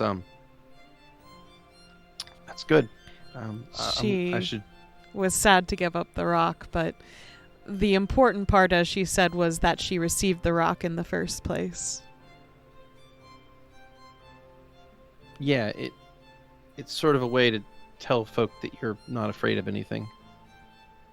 And that you like her back? That's why I gave it to her in the first place. Yeah. Thanks for helping the town. I don't think we deserve it. We're just a small spot of nothing in the grand scheme of things. Well, since Louie is the same height as this boy, he doesn't have to crouch down or anything. He just looks him straight in the eyes. I was someone who was nothing and desperately needed help for many, many years. I'm simply doing what I wish someone could have done for me.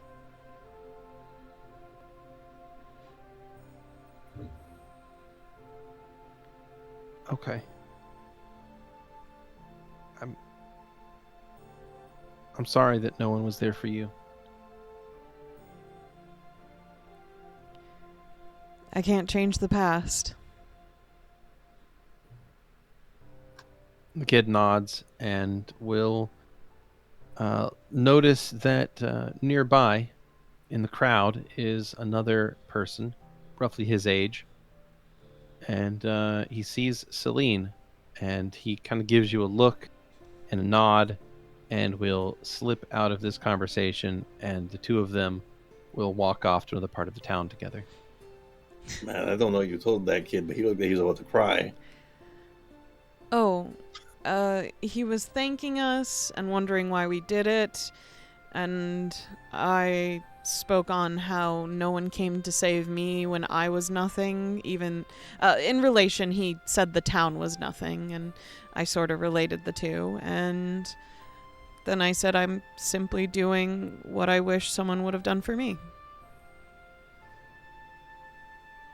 You had thought that they would, so that phrase we were going over it. It is, I'd say we are heroes, right? You were saying that, yeah. People keep asking questions that are pretty easily answered by that.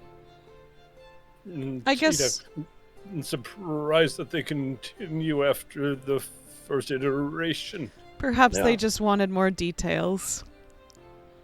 Well, I'm happy to give details, but they don't know what the fuck I'm saying, so I don't know how I know. I'm sorry, Valentino. I'll just have to learn the local tongue.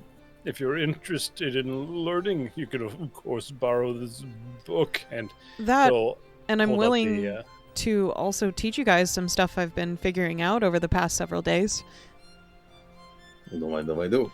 We could do it tonight while we're partying, but I'm not sure if you'll really retain it.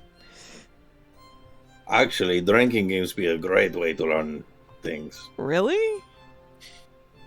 If you can hold your liquor. I think I should stay sober then if I'm teaching.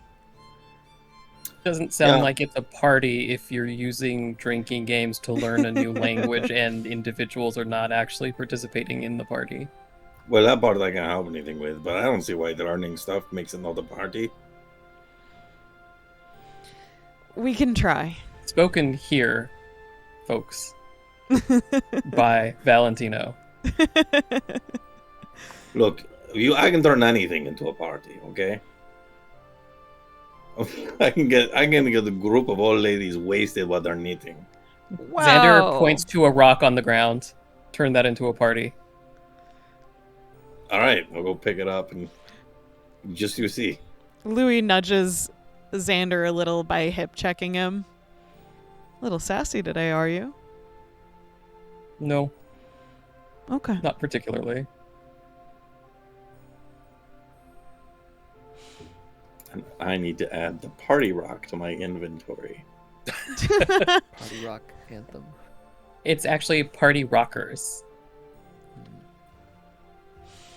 So, let's head back to the inn and have a good night, fam. Yeah, sounds good. And you all make your way up to the largest building at the top of Marrow Hill, one that, of course, has a little sign outside of a sleeping fish. More like a dead fish. Yeah, how do This we know whole- it's not dead? Yeah. It's got an a- X a over sli- its eyes. It's got an X over its eyes, and it's holding a pole arm of some kind. Holding or being stabbed? Holding. His little, he's a pike with a pike. I get it. It's a pike with a pike. A It's pike the with sleepy a pike. Yeah, it's the sleepy pike. With X's on the sides. Yeah, with X's on its eyes. All right. Probably because the It's artist actually didn't know a how to draw. strike. Didn't know how to draw any other indication to show that it was sleeping, so they just put X's over its eyes to show that it didn't have it had its Oh. eyes closed. Okay. So, any misinterpretation is on the part of the viewer, not on the artist. Hmm. So you enter the Sleepy Pike and find that, of course, it is just a very basic place. This is not much of an inn at all. As I mentioned before, it's the common room is pretty much just a table, a fireplace, and a small kitchen area.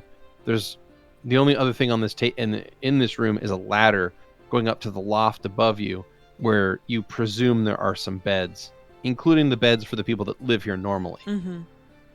Which, if you recall, is Sella, Morven, and her daughter, Celine. Yes. Is Sella in the inn when we enter? When she saw you heading back toward the Sleepy Pike, she came with you. Oh, okay. Because everyone's there in town, so she's here. Gotcha. Do you mind if we have some slight celebrations in the main common room for a bit tonight? For the amount of money that you promised the town, you can do whatever you like. I just didn't want to be too rowdy so that you two didn't sleep very well. It's quite all right. Okay. Well then. And Louie will take out from his satchel his container of whiskey that he has lovingly traveled with and stands in front of the table. My friends, compatriots, people I travel with, whatever you want to label yourself as. I hope that this is a job well done. And he's back to Bergies at this point. I mean, it was. Regardless how things turn out tomorrow. True. My question is, should we stay one additional day to make sure that it won't come back? I suppose it's up to you, although I do not know what you all are so worried about. I think we need to keep moving. Probably. I just worry about innocent people is all. Well, it could come back, or there could be innocent people in danger further down our path. There will be. Most certainly. So, Ominous. We'll save who we can. Probably accurate. Yeah. Besides, I can check in on them at a distance. That's good. Perfect. So we can get moving then tomorrow, and Xander can keep us checked in case anything goes crazy after we leave, and then we'll find whoever else needs our help in the future. And eventually save the world, I guess. Or Save at the least maelstrom. Save Owen. I mean, that's kind of more important than the world in a lot of ways. Yeah. Huh. You gonna drink all that whiskey? Yes. Oh, okay. I mean, eventually. I mean, this is a tavern. They've got they must have like a lot of ale. We'll go up to the bars. Someone want to ask? Well, there's not a bar per se. Oh yeah, you're right. You said there's no bar. The table. So there's so there's a table in the middle of the room, a fireplace, and then there's like a kitchen area. There's really just kind of a stove, like a little oven and a stove. And I was thinking when we were talking about Zu'lin's fucking learning a few phrases, thinking if there's like there's time for like one more, then he probably wanted to learn how to say like bring more ale. Mm-hmm. Zu'lin will instruct how to say bring more booze. All right, so you tell Sella this, and she will she'll go outside and go down into a root cellar near the building, and come back a moment later with a reasonable sized keg of ale. And she'll explain that this is all they have when it comes to alcohol. So she can't promise its quality, but it's what they have. So she pops the top and gets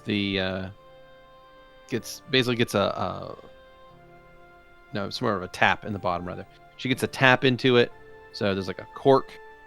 She's gonna pop the cork out, pop the tap in, and then set it there on the table. And you can simply twist the wooden knob, and it spills forth a frothy, dark liquid, and close it when you're done. The ale is slightly cooler than room temperature, and it's very bitter. But all in all, it's not terrible. Zu'lin, what does the book say about how to thank people?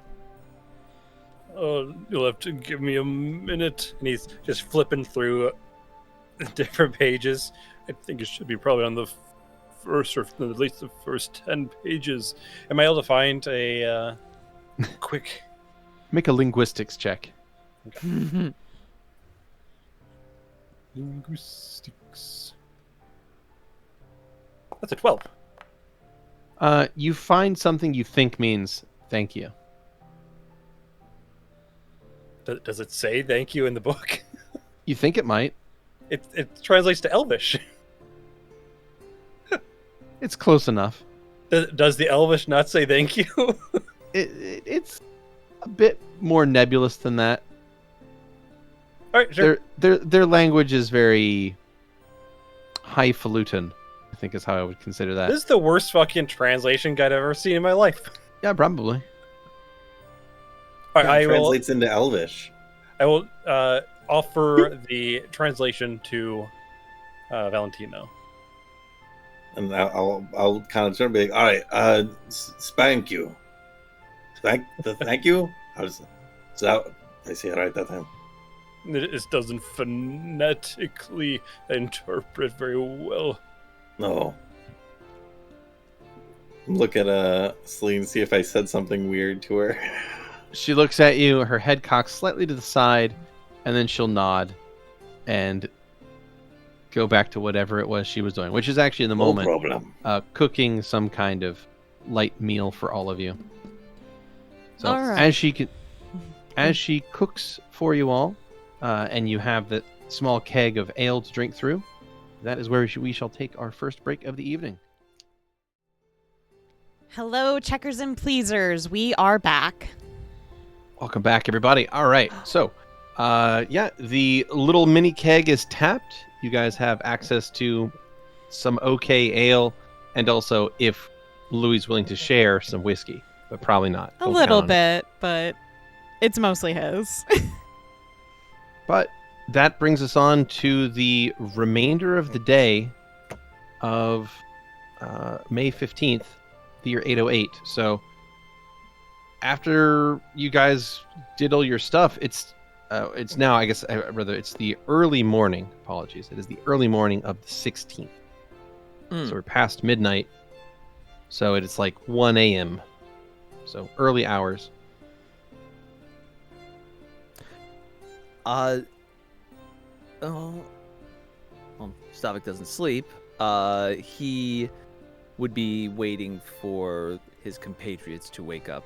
And I'll just say, just quick, Louie tried to teach everyone best he could. Could I roll to see if this educational drinking game taught Valentino anything? If he can speak some of this? Yeah. I assume linguistics? Indeed. I was focused on drinking. One, baby. I would like to roll linguistics to see if I caught any of it. And just so you know, Louie I knew is it was gonna be in teaching that one, too. Ismirian through Burgese. So he's translating to Burgese when he's going back and forth. Oh boy. So that everyone can learn this. Well, Valentino is doing like a drinking game where it's like if you get a word wrong, then you you take a drink, and he's just getting them wrong on purpose after a certain point. Uh-huh. How did Stavik do? 13. He got. I'm wondering if he got like a couple of phrases. Where's the bathroom? You managed to learn how to say no problem. Yes. Genuinely more valuable to you than where's the bathroom. I thought it would have been very funny if that's what you learned how to say, and then you like next time you get to, you're like, how can I talk to these people? You're like, yeah, I can ask for a thing I can't use, and that's it. While you're teaching, Stavik would have asked, Louie, I was wondering, do you have the ability to send a message to Dawn? That's a bit out of my skill range, to be frankly honest. I'm pretty sure. Okay. I know if I were... We can find your school. We got a scroll next time you. Just gonna pat Valentino's head. Okay. Shh, shh, shh. Want me in my city? Sleep. There we go. You were saying, Stavik? I know that Xander has the ability to scry. Would they also have the ability to send messages as well? He probably does, but let me ask you this. How necessary do you think this action is? I'm worried about Dawn. I really would like to know. I would like for them to know that I am okay, and I would like to know that they are okay. Louie's gonna. I would also Oh, okay. Go ahead. like to remind everybody that you have watched Xander perform sendings to find A of the Circle like Yeah. 3 days ago.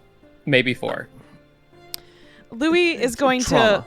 put his left hand kind of around Stavik, more so just the palm of his hand is touching, the rest of his arm isn't. And he's going to kind of move him just more to the corner of this small room. Stavik, just so you know, a lot of spells that Xander does involves him using his essence, his own body, if you will. It hurts him. Well,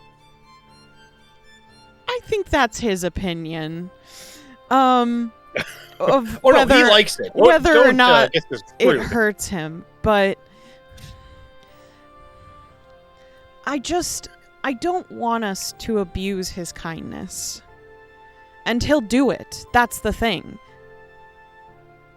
It's just, I feel like you all just kind of expect him to do these things, and he will, but it doesn't feel like you all are thinking of the fact that that is something that happens when he does such a spell.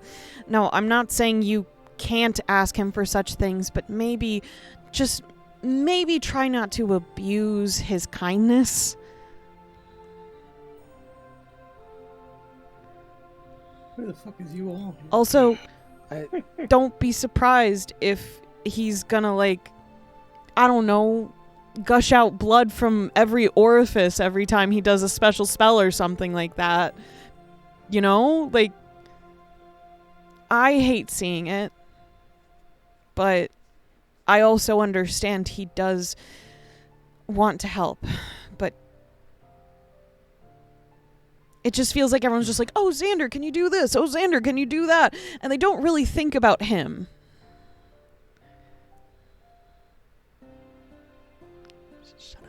Shut up, Shane.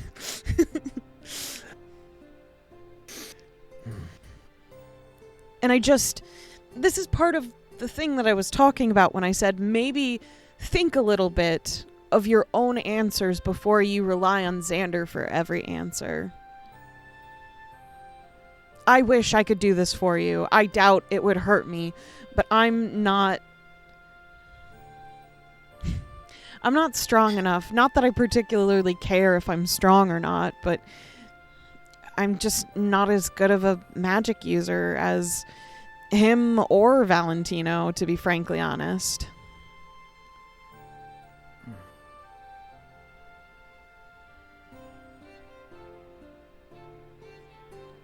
Okay. Okay. Maybe, if you do bring this up, just try to consider that the repercussions are most likely going to be something akin to that. I mean, hey, if we're lucky, it doesn't involve any blood spilling. But if you've observed him at all, like I have, well, there seems to be a pattern. Shh, shh, shh.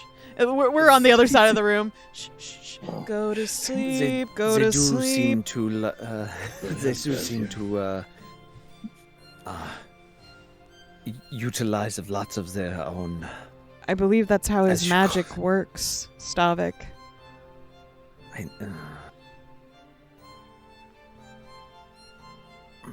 He does a lot for us. He protects us immensely, and I believe he cares for us. Probably everyone very, very deeply. Would But- his magic work if I offered some of my own essence to power the Dude, your spell? bones. Yes, but it's a very soul-filled center. Oh boy. I have a feeling that it only works if it's Xander's, but you can ask him.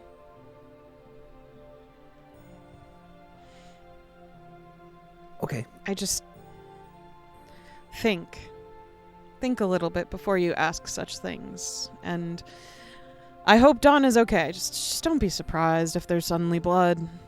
Just be realistic that this is a possibility. Okay? Okay.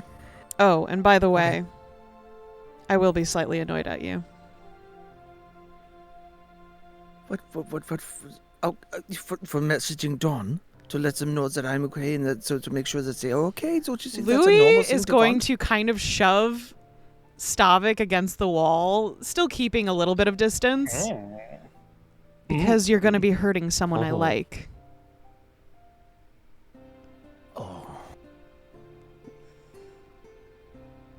Point taken. Exactly. If I could take the pain for them, I absolutely will. I won't let them. I will. I would. I offer it freely. Okay, think about it this way. No one can cast my fire spells for me, and those hurt, but they are incredibly effective when they need to be. Yeah. How did? Is the transportation thing? Oh, I literally have no idea what that was. Is that? Would you say? So an unexpected side effect, or is? Have you experienced such things before? I mean, other than when I go away when I'm really angry or something. But I don't know if I've done anything weird like that before with you guys. Usually I don't remember those things, but I wasn't angry or anything when that happened. And I haven't actually done magic long enough to really know what I'm doing sometimes. You know, I was in my home country before I went to Sejun, and then I was in Kodre, and then Burgos. So, you know. Kind of several months, of course, and almost a year, pretty much, but A lot of travel. yeah. I guess it is about a year now, because I stayed with Jackie for quite a bit.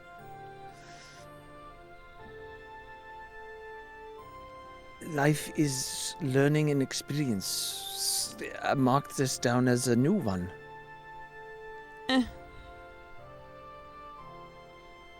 I mean, it's only really helpful if I knew how to do it, but I don't. It's just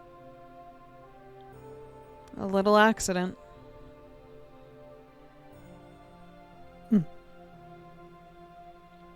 It benefited us, sure, but it could have also not benefited us. I mean, think about it this way. That could have really screwed over Zu'lin or something. It could have ended really badly had you all not acted well enough. I think this is where Valentino would chime in and say something that is very boisterous. That's of course we did good, and this is how we do. Louie's just blinking at Stavik. Okay. So is Grem. I believe in us, and I think we handled it better than I'd hoped, to be honest. I knew we could handle what was going on in the cave, but a giant shadow bear is a new one. I didn't know how 100% how it would I'm turn sorry, out. the shadow bear surprised you, but not the shadow dragon when we were getting into Owen's prison? Hmm. That's That spooky. I mean, you know, if you're afraid of bears, I get it. I won't tell anyone. No, I have a very healthy respect for bears. Me too. I'd usually pick them.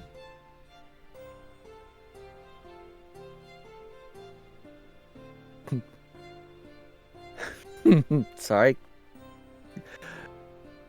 Most people would pick the bears. Well, I'm gonna go You have did a good Zu'lin job pull out my there. blood out and see if there's anything significant about it. How were you feeling, by the way? Right? Not right? Oh.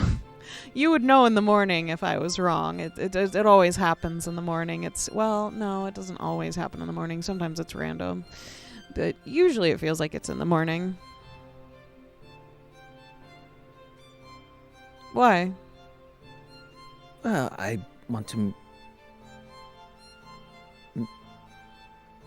make sure that you're all right. If I want to. Oh, and I'd help and- probably and- be in a and- way worse mood if I was wrong. Pretty crabby. And no changes in diet, correct? There's no, I'm just trying to mentally catalog things. It has nothing to do with what I eat. I mean, it could be the lactose intolerant.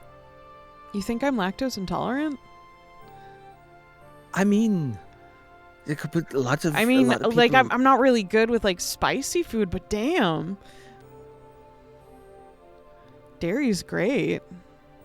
Oh, I would agree. Yes. I miss it. Okay, well, I'll just reiterate. It doesn't have to do with my diet, okay? Okay. You did a wonderful job out there. And he puts his hand up for a fist pump.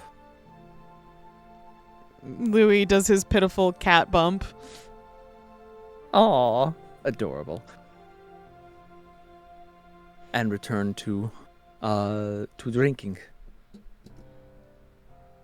You gonna talk to Xander? It's going to be very rude if I do that now. Valentino's asleep at this point. Look at him. So sleepy. Someone's probably gonna have to carry him upstairs. I will carry the sleeping princess dwarf. Dwarf? Halfling in upstairs. Sure, shush. Bro, you can't Freudian just call slip. him a dwarf. Who called me a dwarf? Stavik. Wow. Just destroy the tavern. Sell him up the river. Not a fucking dwarf, dude. I do Dwarves are apologize. That was a. Way bigger. Yeah, And a lot like, huskier. yeah, huskier and beardier and not hairier. And way taller, too. Apologies. I mean, yeah, it's just we don't even know if you're not an elf, so it's like a weird place to be coming from. Yeah. like- it's true. How do we know you were not an elf originally? Remember, this is all a construct. Yeah, That exactly. does not You could- invalidate you're right, their you could be a statements. Right. You could Maybe be you're like, a dwarf. yeah. Again, we need to figure out who tampered with my memories, and we could find out the truth. I remember we were at some point going to go back in and tickle some of the memories and not touch them if they were bad. Okay. Why am I still in this chair?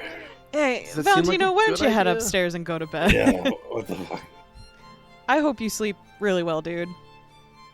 I always do. Good. Good night, Valentino.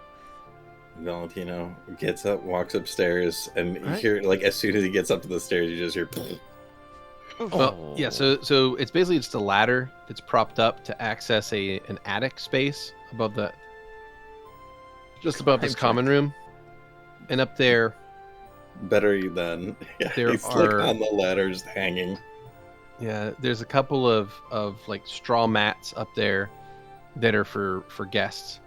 At the far end of the room, one of them is already filled, and there is a sleeping person in them. But the rest are all empty, and there's probably 8 in all.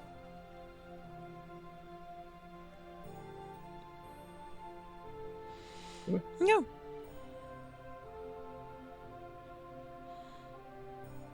So Valentino's gone to bed. We hear the thunk of his body. Mhm. Well, I think he made it. Hopefully to a bed, but if he landed on the floor, I'm sure we can tuck him in.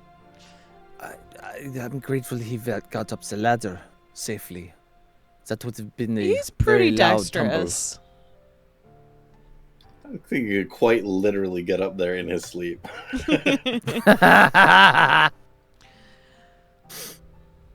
Louie gestures to Xander for Stavik. And then just stares at him and sees what he does.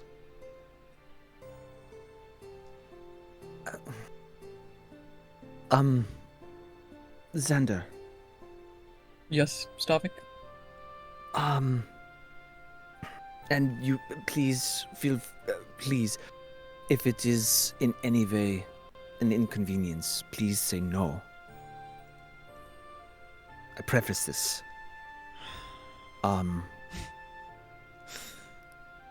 And if I could assist by offering anything to lessen the strain on yourself, I offer it freely.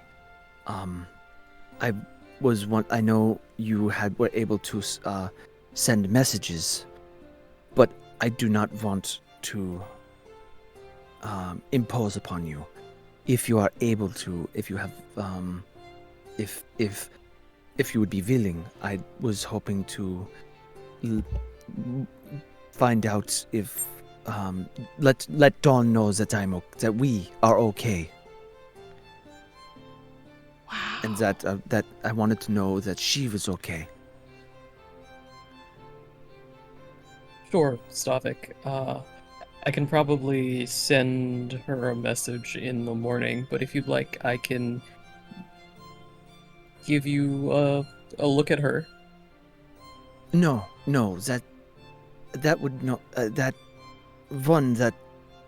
would be rude. I would not want to intrude on the privacy without them knowing, and just letting her know that I'm okay, and that her being to tell me that she is okay was more than enough.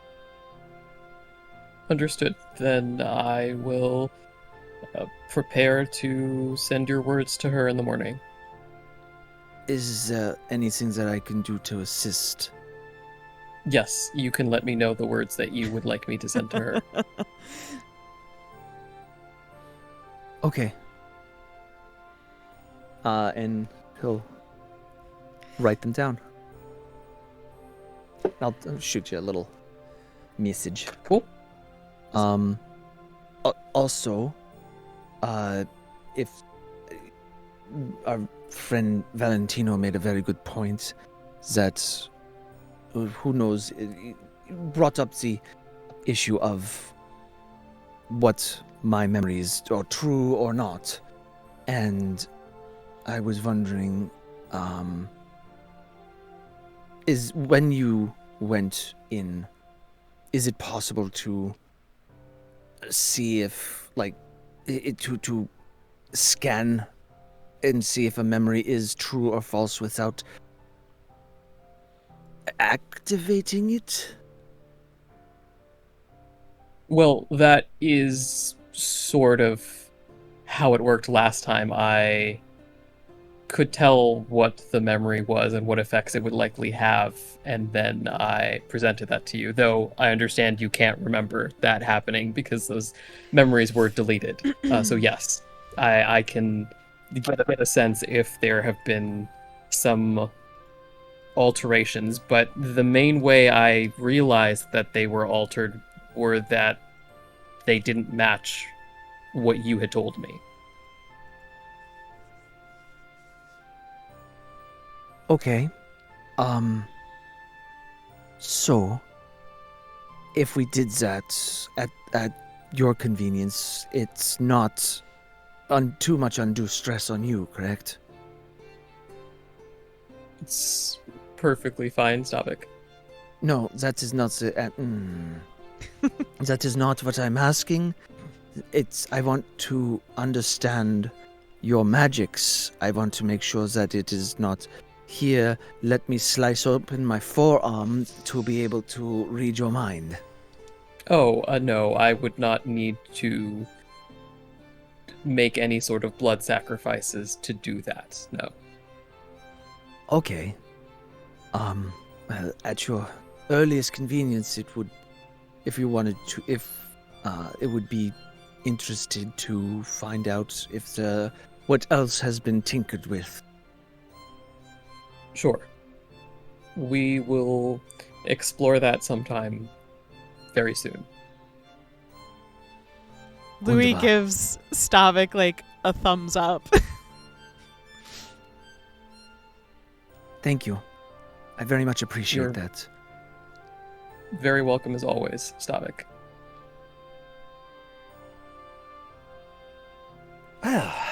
Well, we still head north. Didn't they say there was nothing north of here? Oh, there are things north of here. It's just, Not as with many of our interactions with the people on this continent, their perception of things may differ from our perception of those same things. For example, there are elven lands and territories to the north on the maps that they have penned, which they consider to be nothing, likely because it's not part of their human civilization.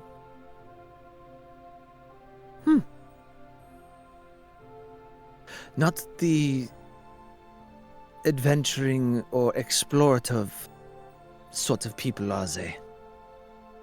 Certainly not the people that we've been interacting with so far, aside from the guild folks.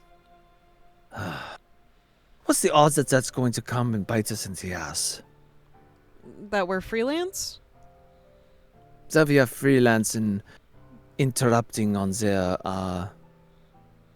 heroing business. I don't think it really matters as long as we're helping people.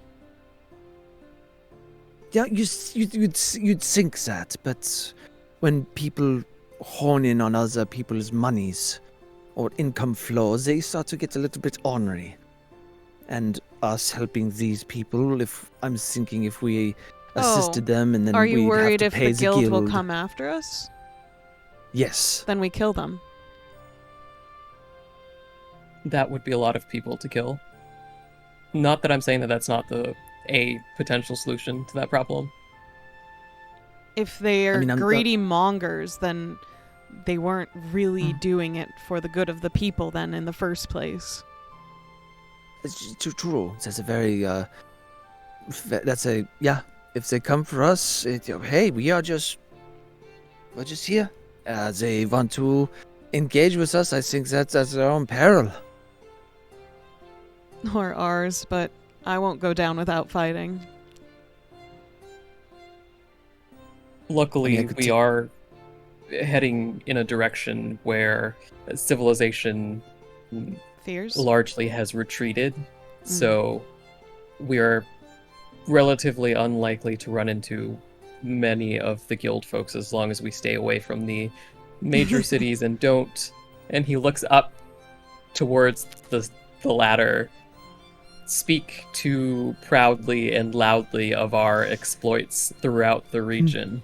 Should I not teach Valentino the language? You should do whatever you feel is best, Louie. I'm not sure Except I know for what's best using- in this instance.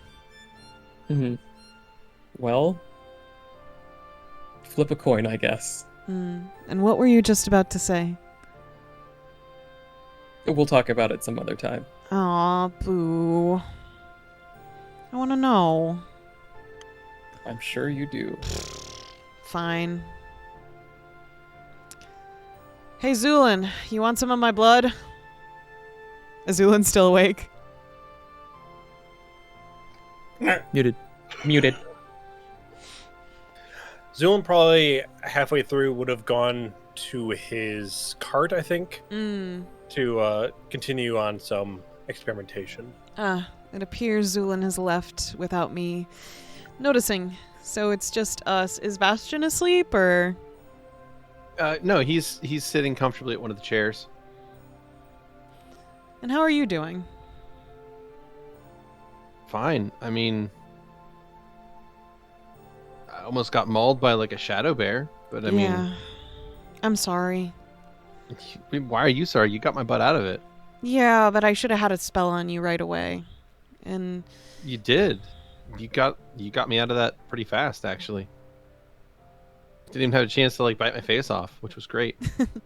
yes, 'Cause I need my hopefully for we face can avoid face biting. Thanks. You're welcome. I haven't done very much though. That magic stuff was all accidental, and I don't even know what the fuck it was. But I'm glad it was useful.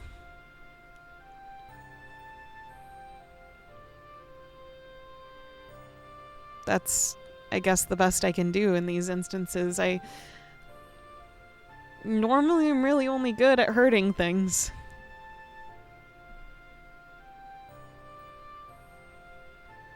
But, you drunk, Bastion? No. What do you mean you're only good at hurting things? Oh, I just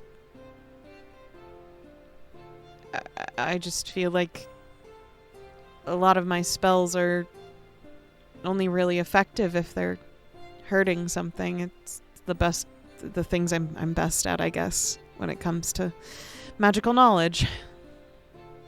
I don't know about that. Like, you're really good at problem solving and knowing how to do stuff and knowing how stuff works and knowing how things, like, what things mean stuff in different languages and, like, how things, like, fit together like that. So, like, I think your value is more than just blowing stuff up.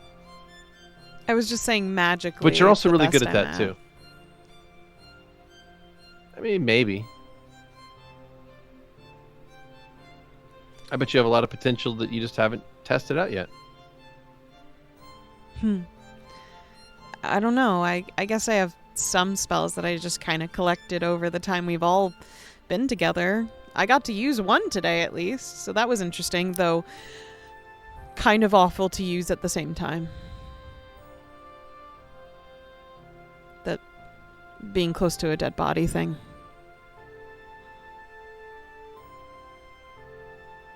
Yeah. Yeah. Maybe you should head to bed, Bastion. You seem a little drowsy. Okay. I mean, you're He gets welcome up. to stay up, otherwise. No, you probably have stuff you want to do. And he finishes off his No, mug and leaves don't. the room. Really? Okay. And then he looks at Xander and Stavik again. Welp. It's the three of us again, I guess. That it is. Hasn't been just the three of us for a long while.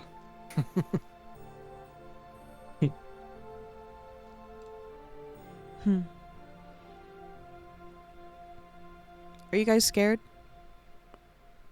He makes a face at Xander, which looks like he was amused with his own sentence for a moment before looking specifically at Stavik.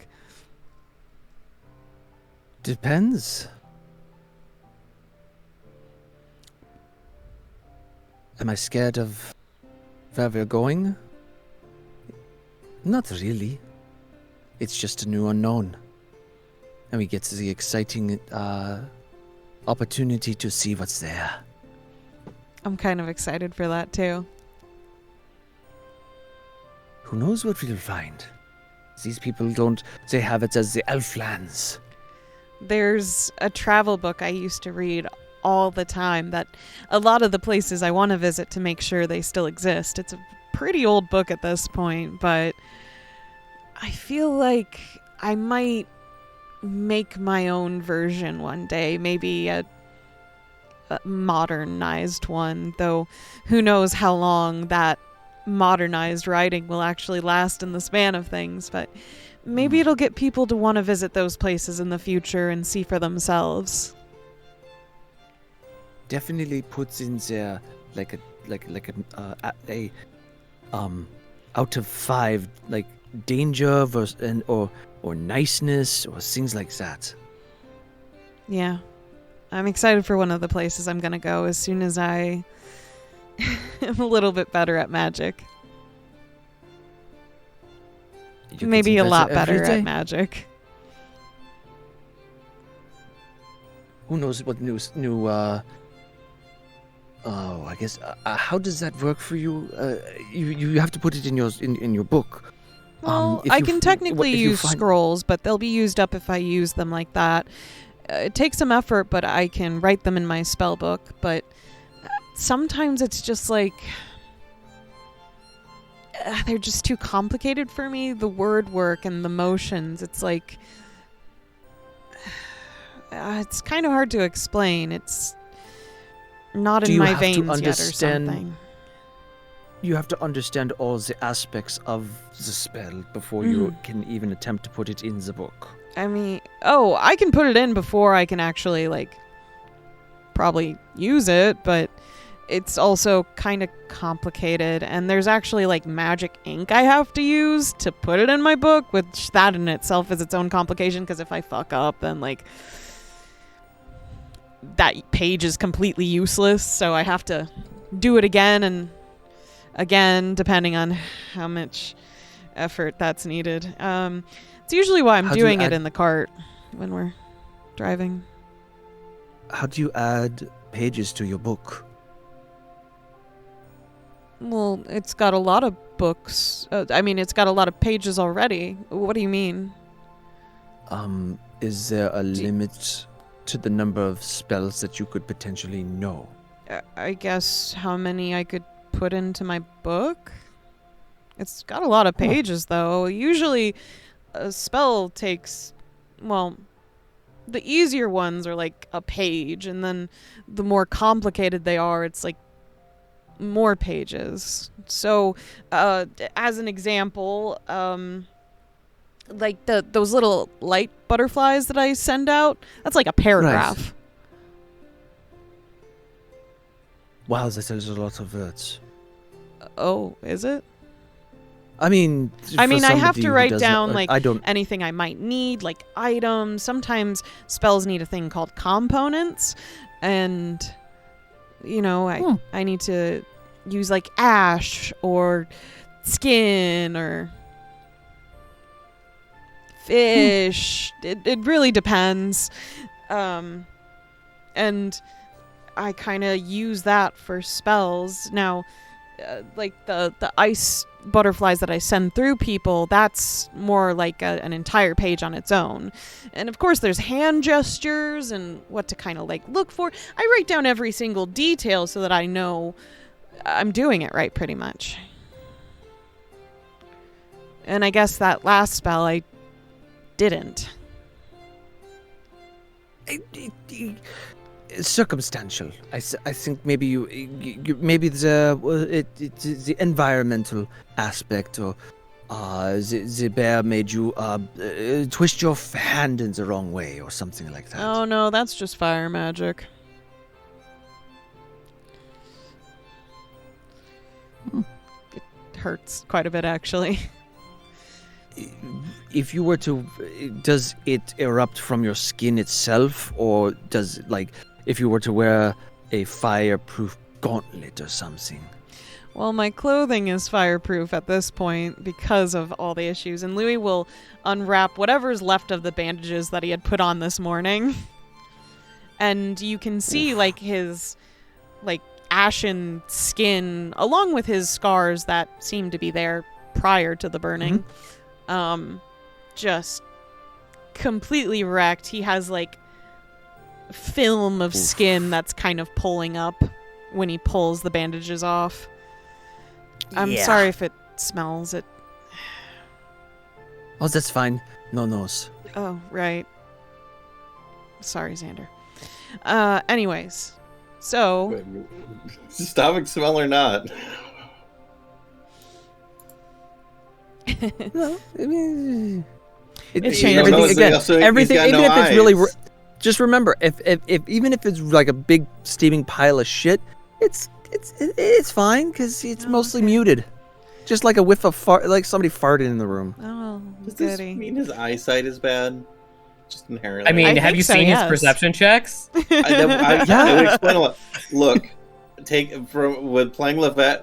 Get Stavik some glasses. It will actually affect your rolls. I mean, You will his roll better from perception. then on. I mean, it's a plus. His perception's a +8, but yes, I his, don't care his what rolls the are plus ass. is. That's how it worked with Levette. She rolled like shit for a whole campaign. Then he got glasses. I made jokes about her needing glasses. She got glasses, and it legit rolled better from then on. So, I don't know. It's always been this way with fire magic, and of the two elements to tap into, it's only ice and fire for me, it seems. I couldn't get acid or electricity or, I'm sure there's probably another one. Couldn't get those to work.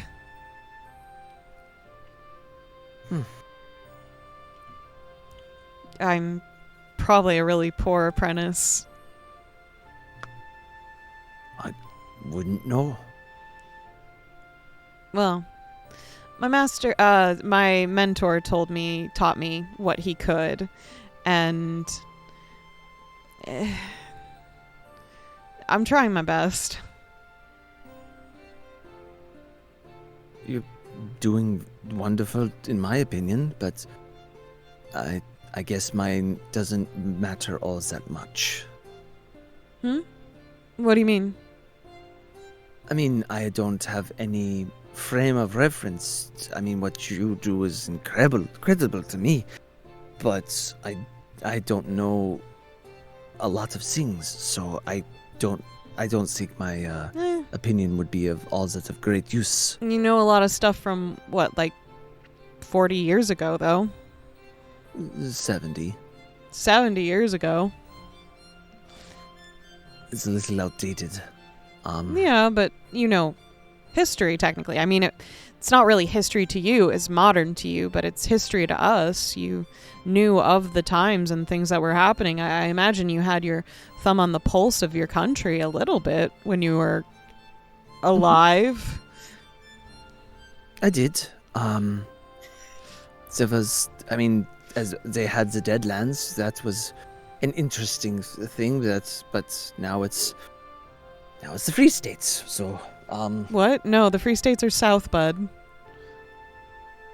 oh, the Free. Oh no, not the Free States. What is that called? It's a new territory. Oh, I thought it was. Beardy? It's called the Frontier. Frontier. You have the frontier. So, at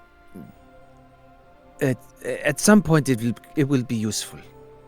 This knowledge, but at the moment it's old man Stavik.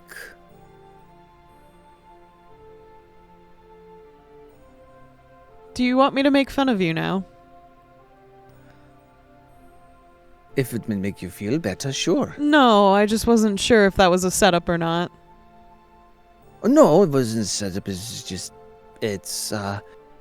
fact. That you're ancient.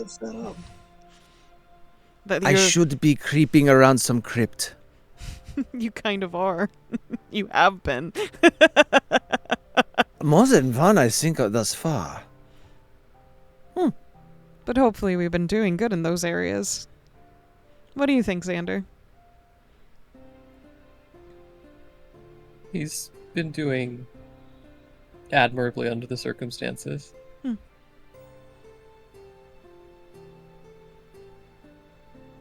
I'll take it.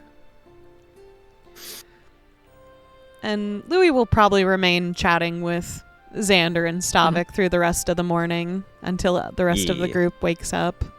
Unless Xander is going to leave. Yeah. And there they go. Good luck. And do be safe. Sure. Unless you Thanks, Louie. want company, but I understand some of these things you need to do alone. I would rather not. Have company? Yes. I see. Well, I'll miss you until you return. Xander nods, and he's going to leave the tavern. Louie will keep talking with Stavik then. Just typing out the message that I was going to have Xander send.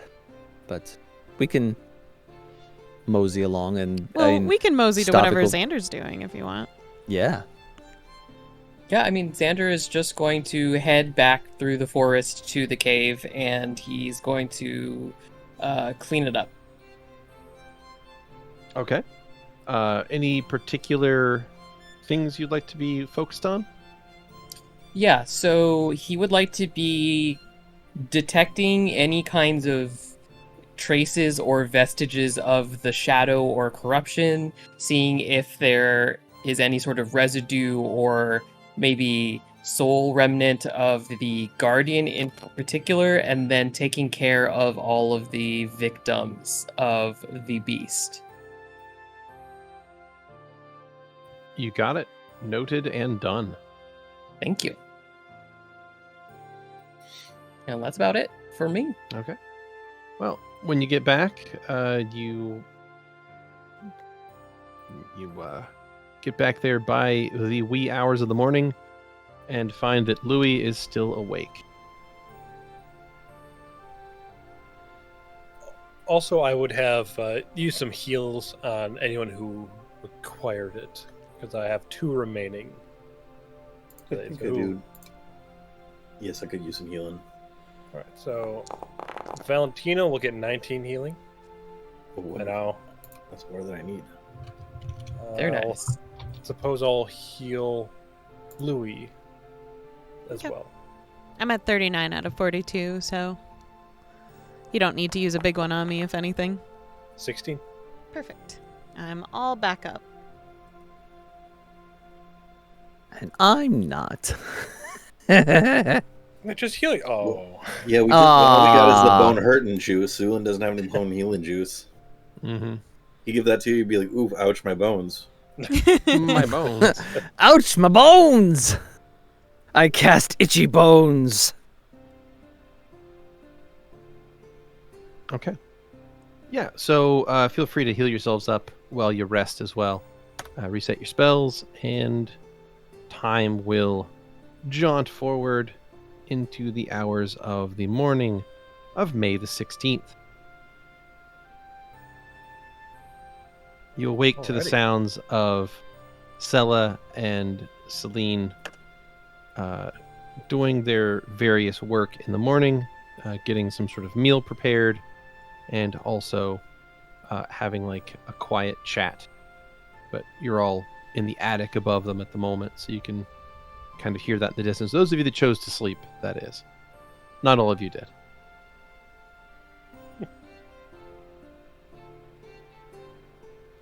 All right. In that case, Zu'lin will make his way back inside, figure out what everyone's doing. Are people- Backflip down the ladder. Zu'lin claps. There you Good morning, everyone. We ready to get Hello. moving? Probably. Unless, of course, any of you want to stick around and see if there's any more ne'er-do-wells. There are always ne'er-do-wells. I mean, we could, but I believe we well. all agreed last night that we were going Yeah, to move we're on moving. to our next destination. yes, The sooner we get there, the better. We can agreed. help save the Maelstrom then. Is Xander here? Yes, Xander is back. Okay. He will have given Xander a note with the 25 letters or words, rather. Words. Correct. Okay. Okay. I guess if you're going to give it to Xander early in the morning, is there something you wanted to do, Xeno? All that would happen before leaving is Zu'lin would use his book to request a quick meal before we head out, and then just for a quick eat. Yeah, Louie Very will nice. have breakfast with you. While people are having breakfast, Xander is going to close his eyes and throw a sending Dawn's way. Okay. What is the message? Hey, bitch, you better The- watch out. The message is, "Hello, Dawn. This is not Stavik. We're okay. On another continent. I apologize for delay in contact. Think 25 words to contact back. Love you." Okay. That was either 25 or 26, but either way, My that's close love. enough. Love. Does this mean that someone else that's not Stavik is professing their love for Dawn? Yeah, that's what it is. That I was just saw it. Uh, That just happened. The message you get back is just, are you fertile? Xander, I didn't You know could- how you felt that way. Could have just said, "Hey, this is Stavik." No, he can't. Why not? Because would be a that's not lie. true. Correct. Yeah. That is a lie. He doesn't lie. Oh. That's why he was thinking before he finished the sentence. Mm-hmm. Anyway, There's a snort from Louie as he's eating like an egg on toast. I mean, it has like a more of a paternal big brother vibe from Xander, in my opinion. Yeah, but But, she's you know. stupid. Yeah. Yeah, Yeah. I know. Yeah, I mean, I wouldn't be surprised if This the message poor you get girl. back is just, are you fertile? Even Tessa would understand. Tessa ain't here. We Thank no, You God. talked My to poor Tessa for girl. about a minute. I don't even. How the fuck do you make that sort of evaluation? Tessa in the cold, cold ground. We talked to Tessa Mhm. once, and it was us being like, "Great job," and she's like, "Really?" And we're like, kinda. Do we get Aw. anything back? That's a good question. Eventually, yes.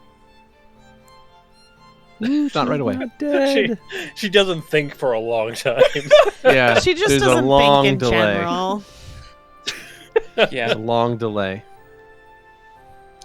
Some You hear motive. Like, elevator normally my music brain first? speaks in a voice that sounds like me, but today it's speaking in Xander's voice, and it's really strange. Dear Just imagine internal you're- monologue.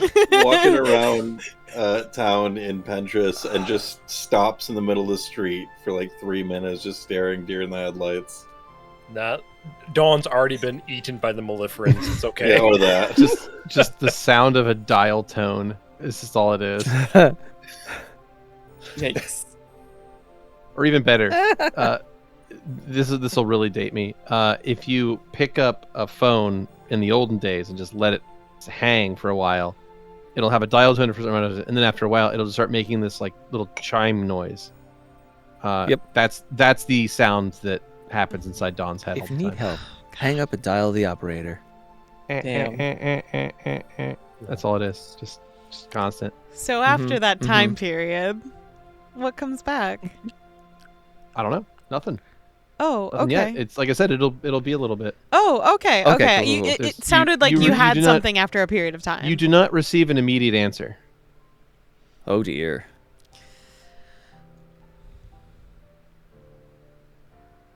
Are you going to eat your potatoes? She could be asleep. Bash him. Bash him. Bash him. What? Are you going to eat your potatoes? Why are you talking with your mouth full? I'm sorry. I thought they had practiced better manners than that. Where you're from? Spicy. Sorry. You Louie can have just a shuts potatoes. down at that point. Yeah. You can have my potatoes if you want them. I'm good, thanks. They're okay. Okay. Valentino will All right. stab one with a sword.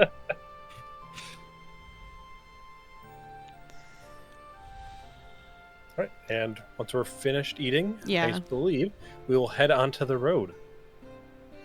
Alrighty. Well, with that, you guys say your goodbyes to the folk of Marrow Hill and leave them on in the dust. So that brings us on back to the wonderful little map known as the Unknown Lands. And we've got ourselves a little bit of travel.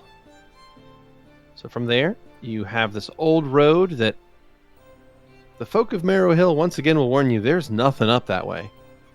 Like, That's this is fine. the northernmost settlement that they know of. Anybody that goes north from here doesn't come back. So, if you're sure, It's because it's so bussin' up there. Mm.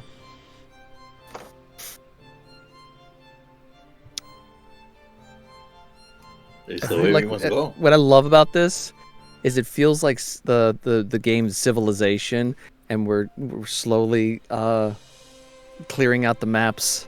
You got to go back down and up and down just to see what's all the stuff. All the See, I would have gone with a game that relates to D&D, like Baldur's Gate or something. But yeah, I guess Civ also But has Fog I've of never War. played Baldur's Gate though. all right. Well, it's pretty simple. The journey to the north is less eventful than you would have expected. After getting past Marrow Hill, the way up simply is a overgrown road and a basic stone walkway or pebbled path that has certainly seen better days.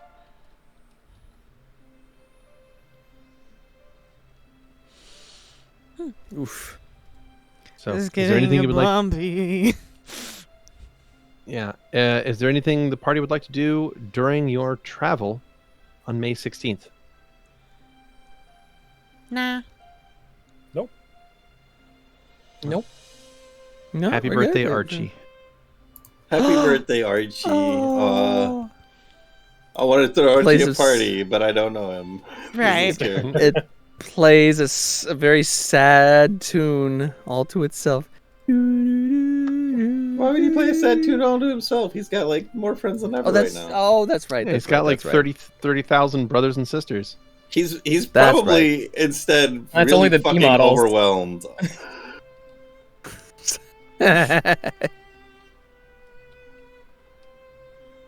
He is now biggest brother. I mean, yeah, it could be a religious holiday right now. It's true. Mm. Mm-hmm. Maybe formerly known as Bergola celebrating in the Merry Valley with her new friends. Mm. You know, maybe. And they're like, "Who? What is this? Who's this for? This is like a saint or something?" They're like, "Not exactly."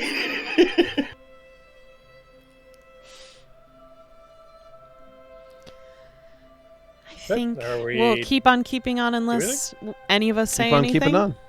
Sounds good. Yeah. Well, in that case, you travel on another day to May 17th. Another day beyond that to the 18th. Another day beyond that to the 19th. And on the 19th, you arrive at the outskirts, or just to the edge where you can see in the distance, the ruins of an absolutely massive city.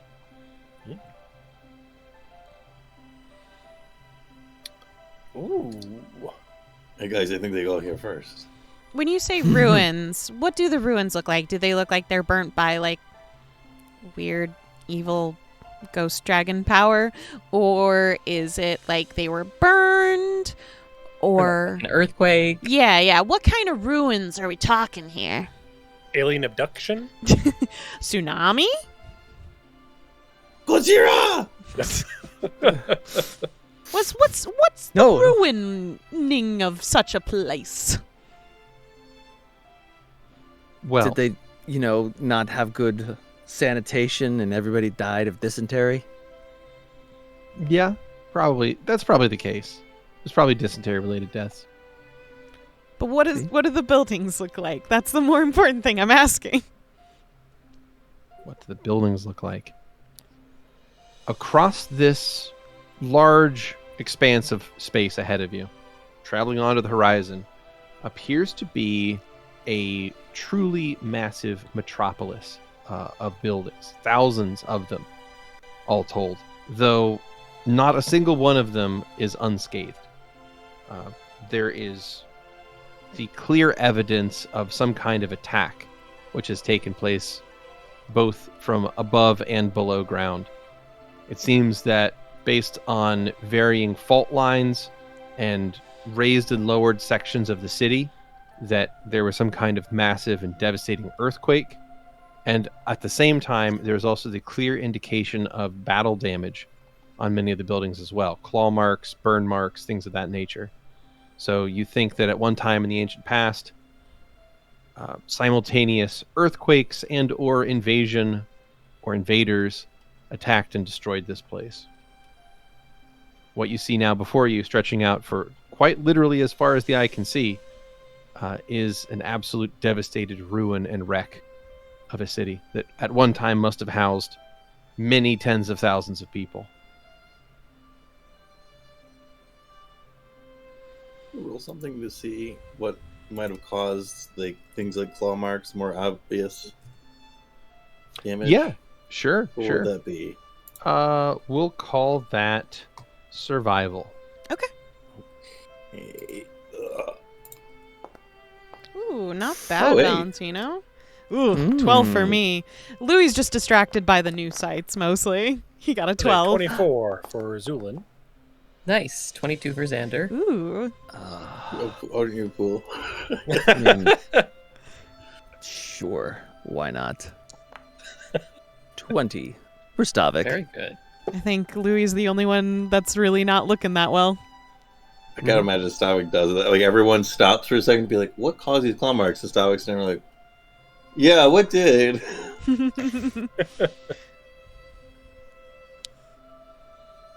That's a good question. Near as you can tell, some kind of large bipedal creature with strong claws. So, it's difficult to tell what. A clawed creature. A clawman. Mm-hmm. Carl Clawman. So, this is where the shadow was heading? To this broken land? Question. Beardy, is there any sort of magical and or kind of spiritual, I don't know, essence Disruption? or anything around this place? Like, does it detect magic or anything like that? I was gonna Not cast from here. it anyway. Okay, let me be clear. You guys can see the city from here. You are not close to the city from here.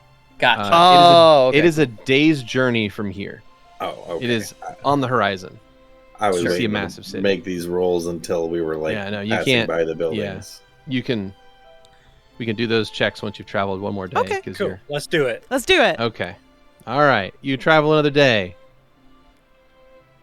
Boop. Done. Day travel finished. And as you arrive, put a little note down here, a little party guy, and make sure I have the lighting fixed here so you guys can actually see this map. There we go. And there we go. That's big. God damn. Yeah. Sheath Like I said, thick. it's an absolutely enormous city. I think it's pretty fair to say that this city would have certainly been the largest city that you've been to, at least since this particular game has started. This is the largest city that the party has visited as a group. Oh my god. Wow. I feel like this is so cathartic for me, like hearing stories when I used to visit your old house, Beardy, and you would tell me of like the other maps you've done. This is just so cool. I mean, the place is a wreck, so... Yeah, but I'm here. That makes it better.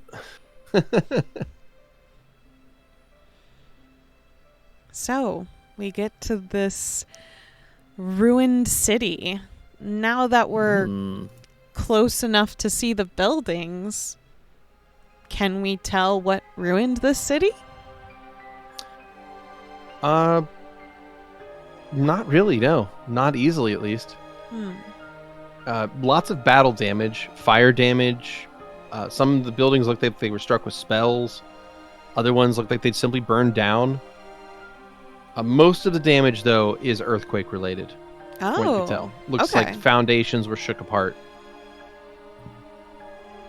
So the city was struck by some kind of enormous cataclysm. Oh, jeez. Akin to what made the Deadlands, but maybe not that bad? This is You for don't player feeling. Right. So no, not on the same level at Okay. all. No, this what destroyed the Deadlands was effectively a magical nuke. Yeah. Or what created the Deadlands was effectively a magical nuclear weapon. On that scale, there'd be nothing left of the city if that were the case. Okay. No, this was a very powerful earthquake. Okay. And other stuff, but the majority of it was a very powerful earthquake. This area is insane. Would Zu'lin have actually are like any of the cities in the other continent, are they nearly as big? Like, is there anything that you compare to this one? No. Okay. The only city that would be roughly this size might be Proda. Okay. Wow. This is a truly enormous place, and the map here may not even do it justice. So this might not even be properly to scale. You think that this city probably had a population of between 80 and 100,000 people. And it's just like you hear the wind blowing through the town, like that. It is certainly eerie, yeah, but you don't see a living soul in sight.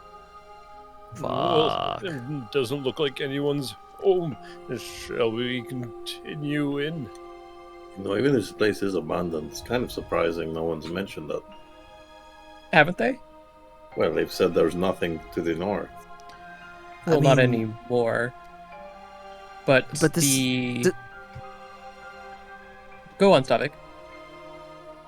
This looks like, and he looks off to the west, the northwest, and sees the river. This would be a very important port city. And there's nothing here. If it weren't Earthquake. a ruin. And you can indeed see that there is a massive port complex constructed at the mouth of that river. You guys are on you're on a ridge right now where you can look down and across the entire city from here. So you can see all the way down. Let me take you on a little visual tour here. So there is sort of a lowlands area between you, which you're sort of on a high ridge down here at the bottom of the map. To the north of you, there is what is effectively the lower city, an area of lower elevation that is jam-packed with various habitation, warehouses, businesses, residences that goes on for a very, very, very, very long distance. Beyond that, the area slopes up and reaches a rise that has had a large building constructed on the top of it. The large building is in fact a massive tower that is one of the few buildings that looks like it's mostly intact. It's an enormous, I guess for lack of a better word, mage's tower. It's very strange looking. It has architecture that seems alien to everything else. It seems much different looking than the rest of the city. And it's also mostly in one piece. There's only little bits of visible signs of outward damage on the building itself. But that's the high point on the city there.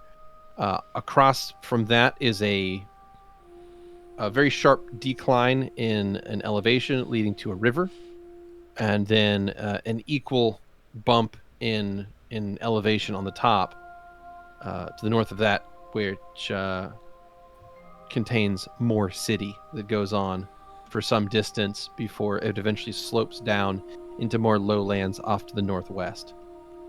So the entire place is packed with buildings, packed with various what would have at one time been beautiful landmarks, large pieces of city municipality, like museums or libraries or temples, all of which have seen terrible damage, and the majority of them are fully collapsed and ruined.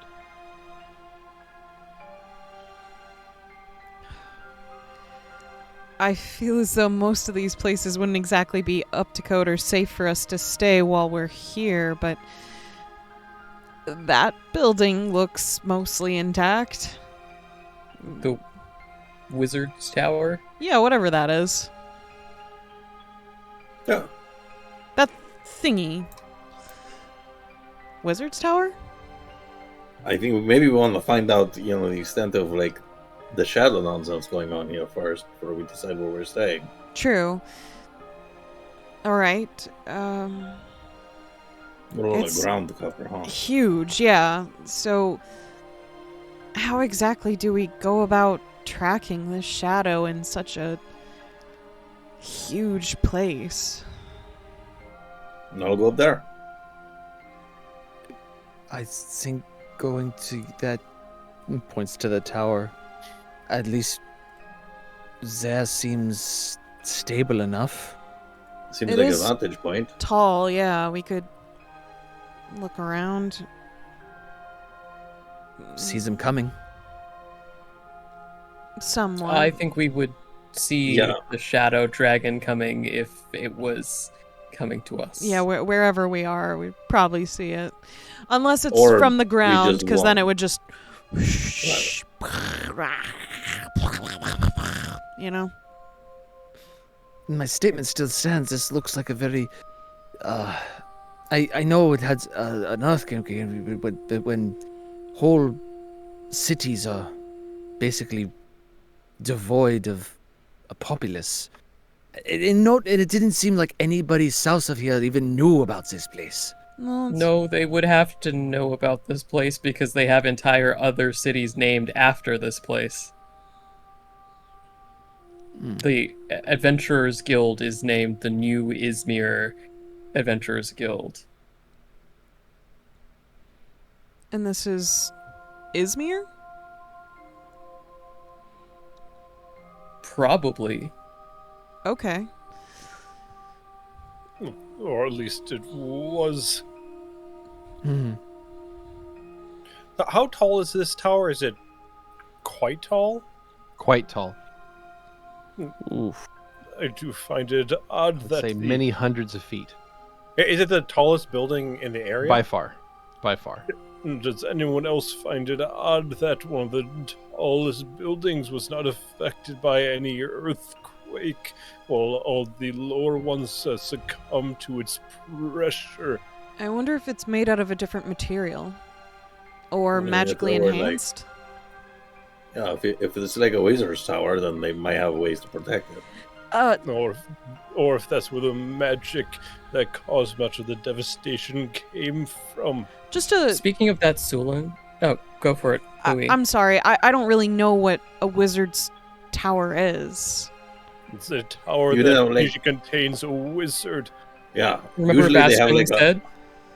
Oh, go for it. No, yeah, I mean, it's just like the stories. There's like a princess at the top usually. Probably not this time because the place is wrecked. No, those are castles. Not in the tower.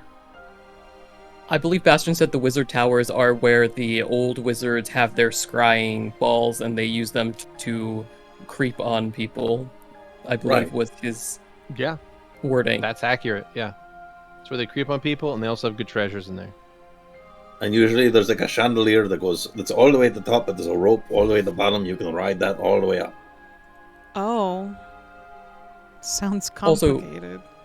Going back to Yeah, your so- point, Zu'lin, the people of this land that we've talked to so far do not seem to like arcane magic, so it is strange that there would be a prominent structure created by or for wizards in the center of such a large city. Also, when we talked to the Adventurers Guild, they mentioned something about an old city, though they didn't go into any sort of great detail. That's I mean- very true. If people hate arcane magic, there must be a reason why. We Yeah, gotta be maybe- seeing it right Maybe here. this is what it was. That might be possible.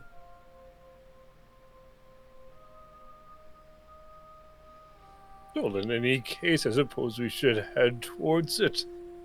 Maybe the most interesting thing we can find. Just think of the potential magical items that it could contain. I mean, I can't imagine this whole place is looted. There's got to be something worth something to take out of here. Almost Oh. certainly. Yeah. If I recall, if anyone were to have come here to procure any of the items, they never returned. I wonder if it's haunted and to what degree. What if there's a transportation port in it? If people Like some don't sort of magic device. like a yeah, or a circle or something that if you went to it, you'd go somewhere else, and maybe that's why people weren't coming back. I mean, I'm not saying that's for sure the case, but is that not a possibility?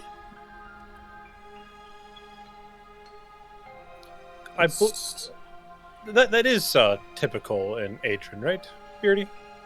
I've experienced it in Uh, Snake Eyes, at least.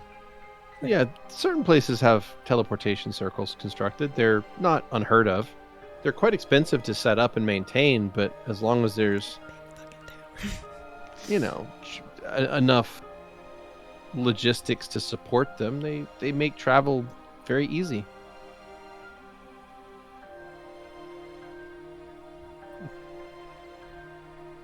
I guess Zu'lin will head over. All right, let's Yeah. see what we got.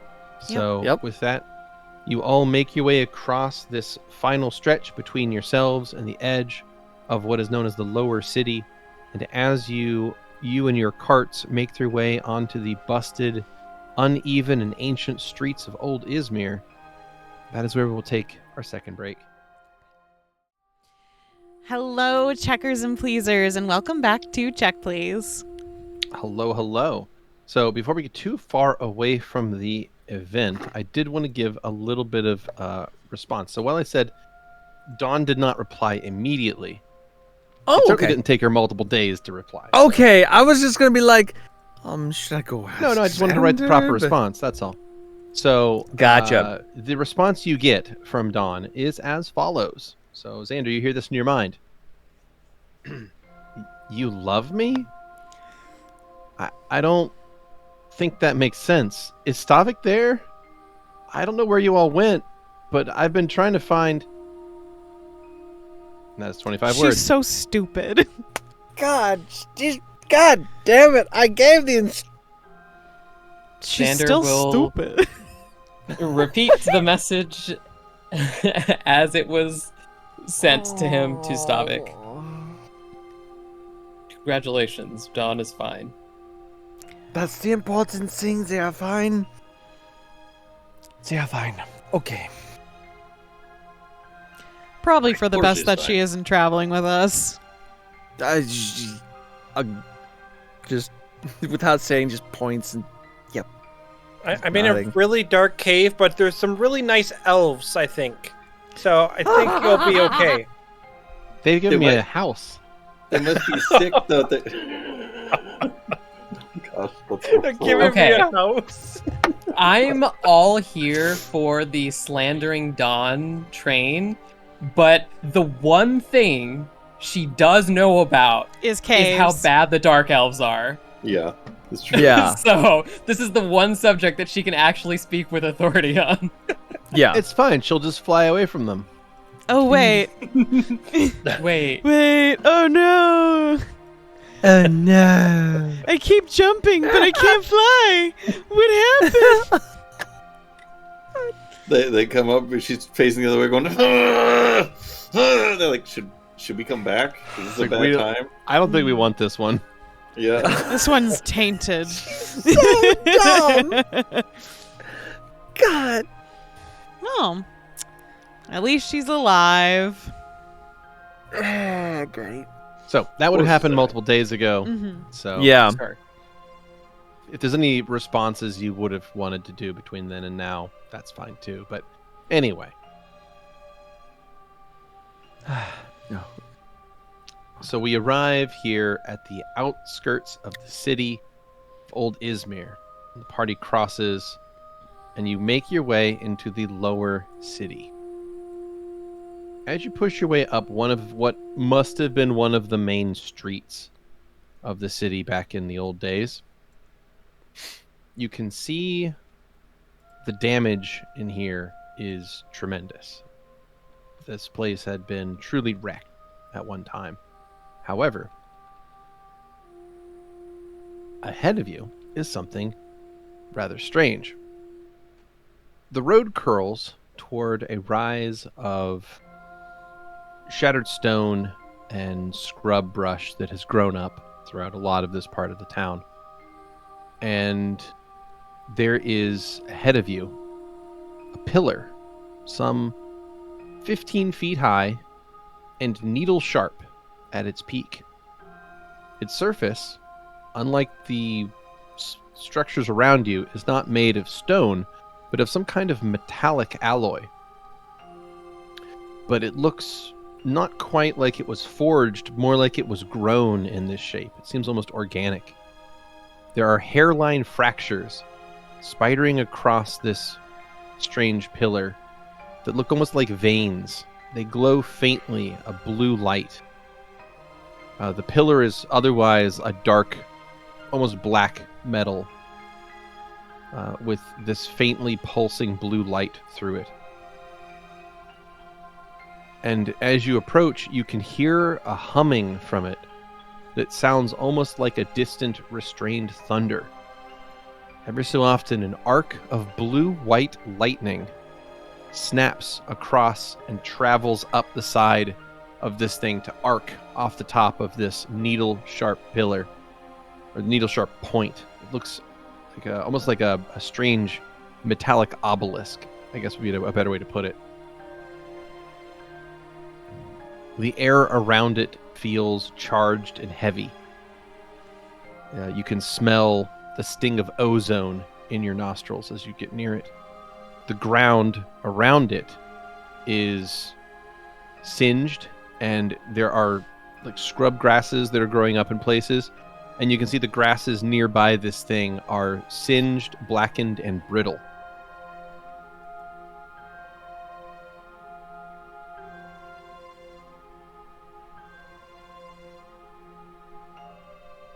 I would like You to said- approach it.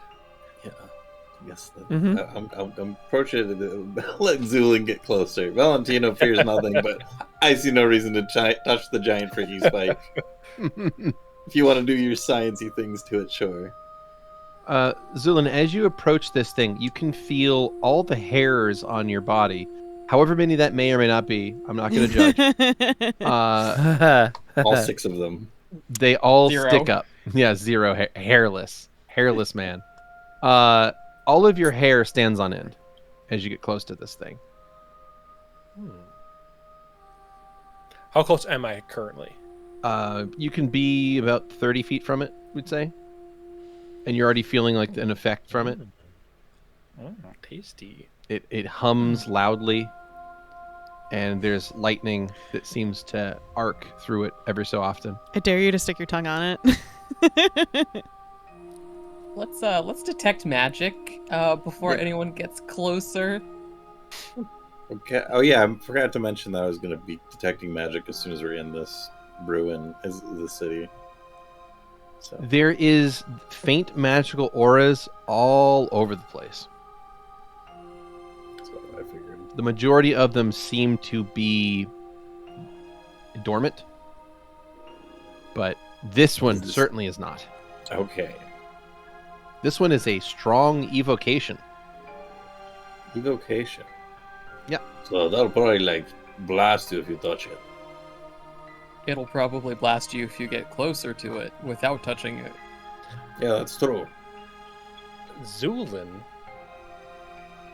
is going to do something Okay. that Oh. some people may not enjoy. Oh Oh, boy. I already see. I think I see where this is going. Zul. Zulin's gonna reach into his bag and throw a mouse at this obelisk. Fucking. All right. Make an attack roll, ranged attack. Got it. How we gonna see how accurate you are with your mouse throwing abilities? I'd ask if there's any penalties, but I have the throw anything feat, so Yeah, no, there's no penalties.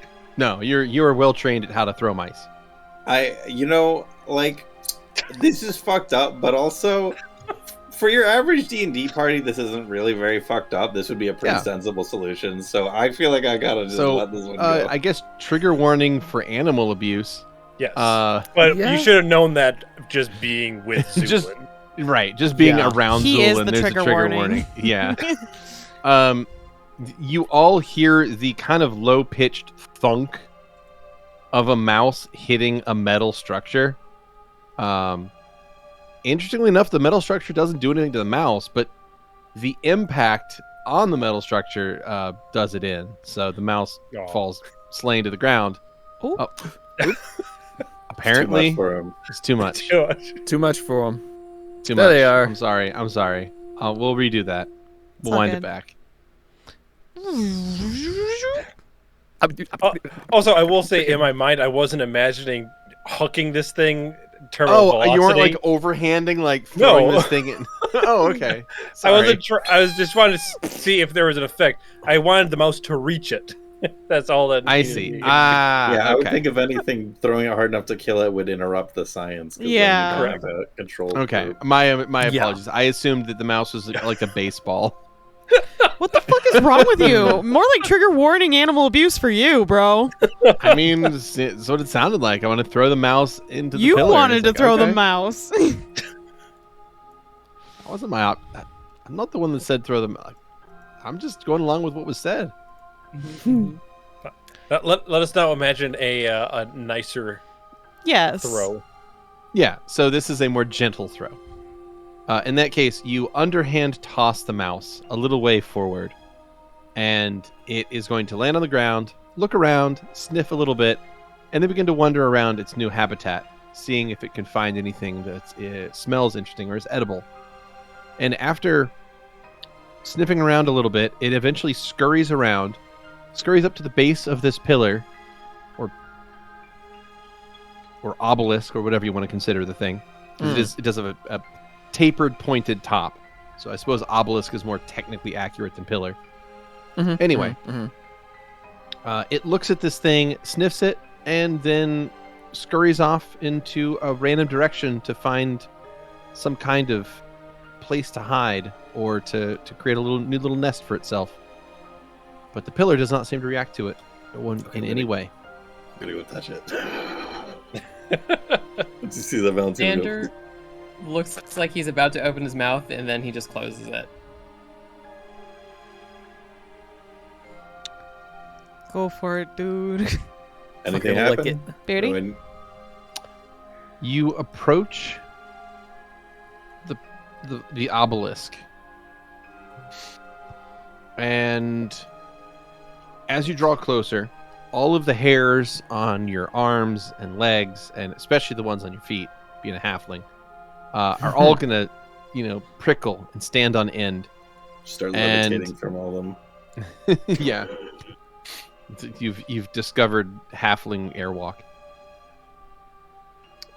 As you approach, you get this tingling ozone feeling that your nose stings from the ozone smell around this obelisk, and it crackles with power and has this low humming that is constant inside it.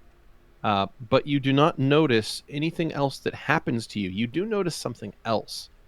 And that is that as you've gotten closer to this thing, you notice what looks like a pile of burned, charred ash near you on the ground. Uh-oh. Okay. But touching it doesn't do anything. Touching the Obelisk. The obelisk? I mean, is it during while like when one of these big bolts of lightning is arcing up of it, up the side?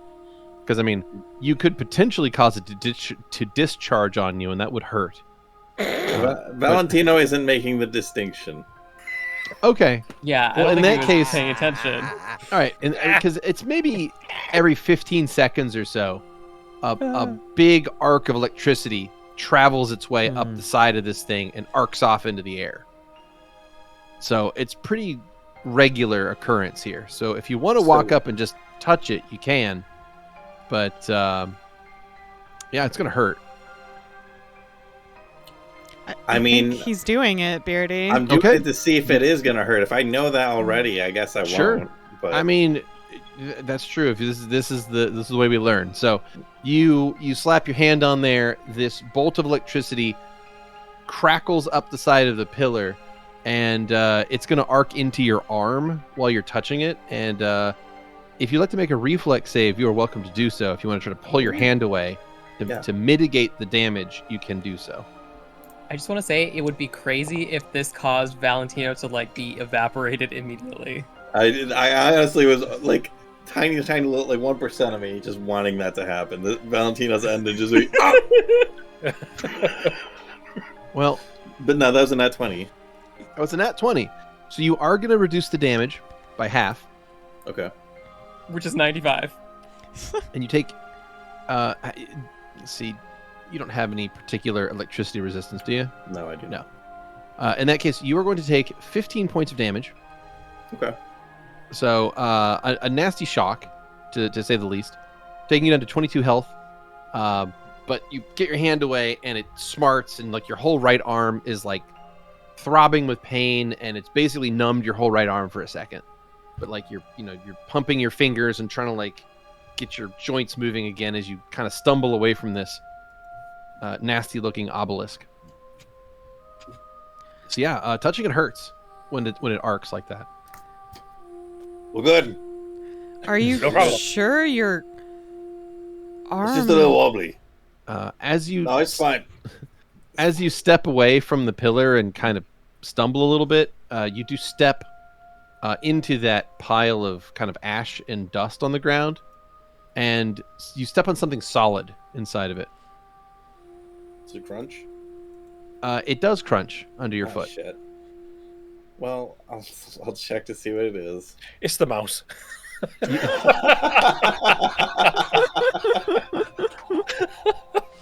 Damn. You reach down and you pick up what is a corroded and broken semicircle of metal. It looks almost like a crown or something, but it's only about half of it, and it's corroded and flimsy looking, like it's taken a incredible amount of punishment, specifically from both electricity and then also from the weather and exposure, just general corrosion. But it's in pretty bad shape. It looks warped and pockmarked and destroyed, but when you stepped on it, you snapped it in half, basically. Damn. So you pick it up and you have like two halves of what was some sort of circlet. Okay. I'll cast mending on it, and then stick it in my bag. Okay, I mean, I think that takes 10 minutes, I believe. I'll cast mending on it as I stick it in my... I like to think that Valentino casting mending is just like a blowtorch coming out of his fingers, and he's just...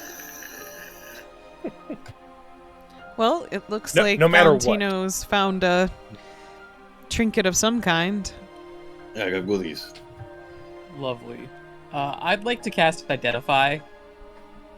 On what? I'd like Circlet, to first cast it actually on the obelisk. Ooh, tasty. Yeah, that makes Far sense more to me. interest to me right now. Yeah. Oh yeah, does my crown give off a magic aura if I look at it with detect magic? Yes, there is a magic aura on that half circle. Dope.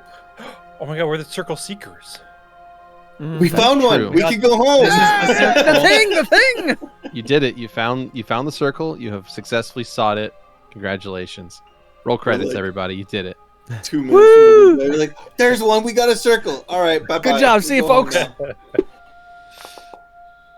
Ooh. So that is a 45 to my identify. Fuck, That's really good. And that's That's a on- high number. This is on the The obelisk. Okay. Yes. Wonderful.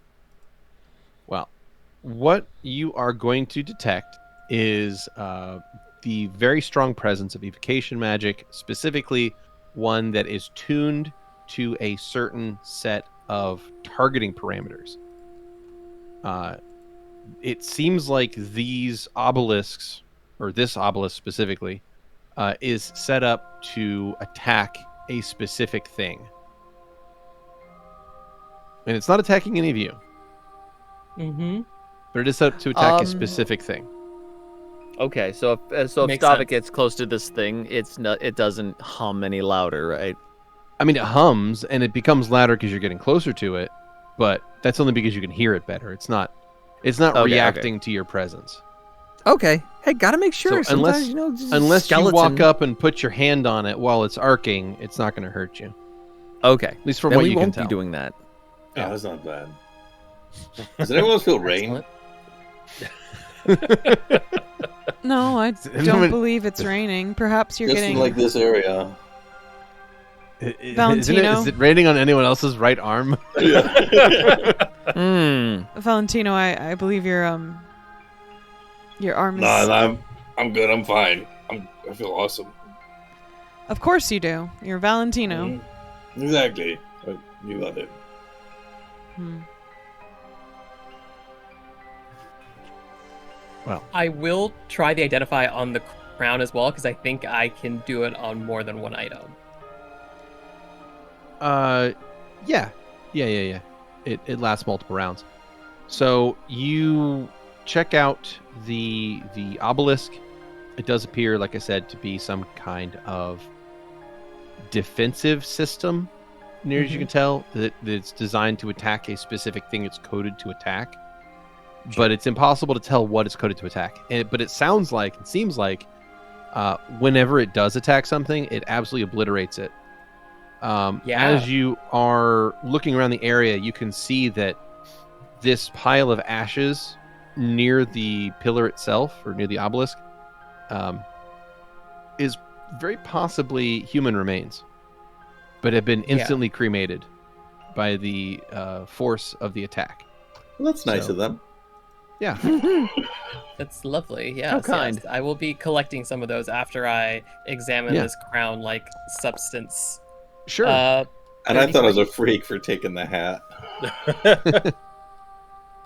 You use your identify on the semicircle of metal, and this is also while it's being mended as well. So Yeah. while it's being mended, you check it out, and this is the early stages of its mending, so it still looks pretty terrible. But it looks like a metal circle that is, perhaps 5 or 6 inches across. Could probably sit on the top of somebody's head. And it doesn't look like it's made of anything all that precious, like maybe just copper, potentially. Sure. And there's no markings on it that would indicate any kind of decoration. So it's not like engraved, and it's not even molded in any particular way. It's a very simple copper band. It almost looks kind of like a basic copper ring, but sized for some enormous person, right? So it'd be sized for like a giant. Could be a very plain giant's ring. But it's made of copper, and it was in this pile of ashes. So this was potentially just a very plain circlet that someone was wearing. But it gives off magic? Yes. It has a very faint divination aura on it. Oh. Mm-hmm. Okay. Xander will share that information with Valentino. Oh, dope. Any theories? Well, Ah. it was potentially used to spy on whoever was wearing it. Hmm. Could be one. It could be some sort of mind reading thing, potentially.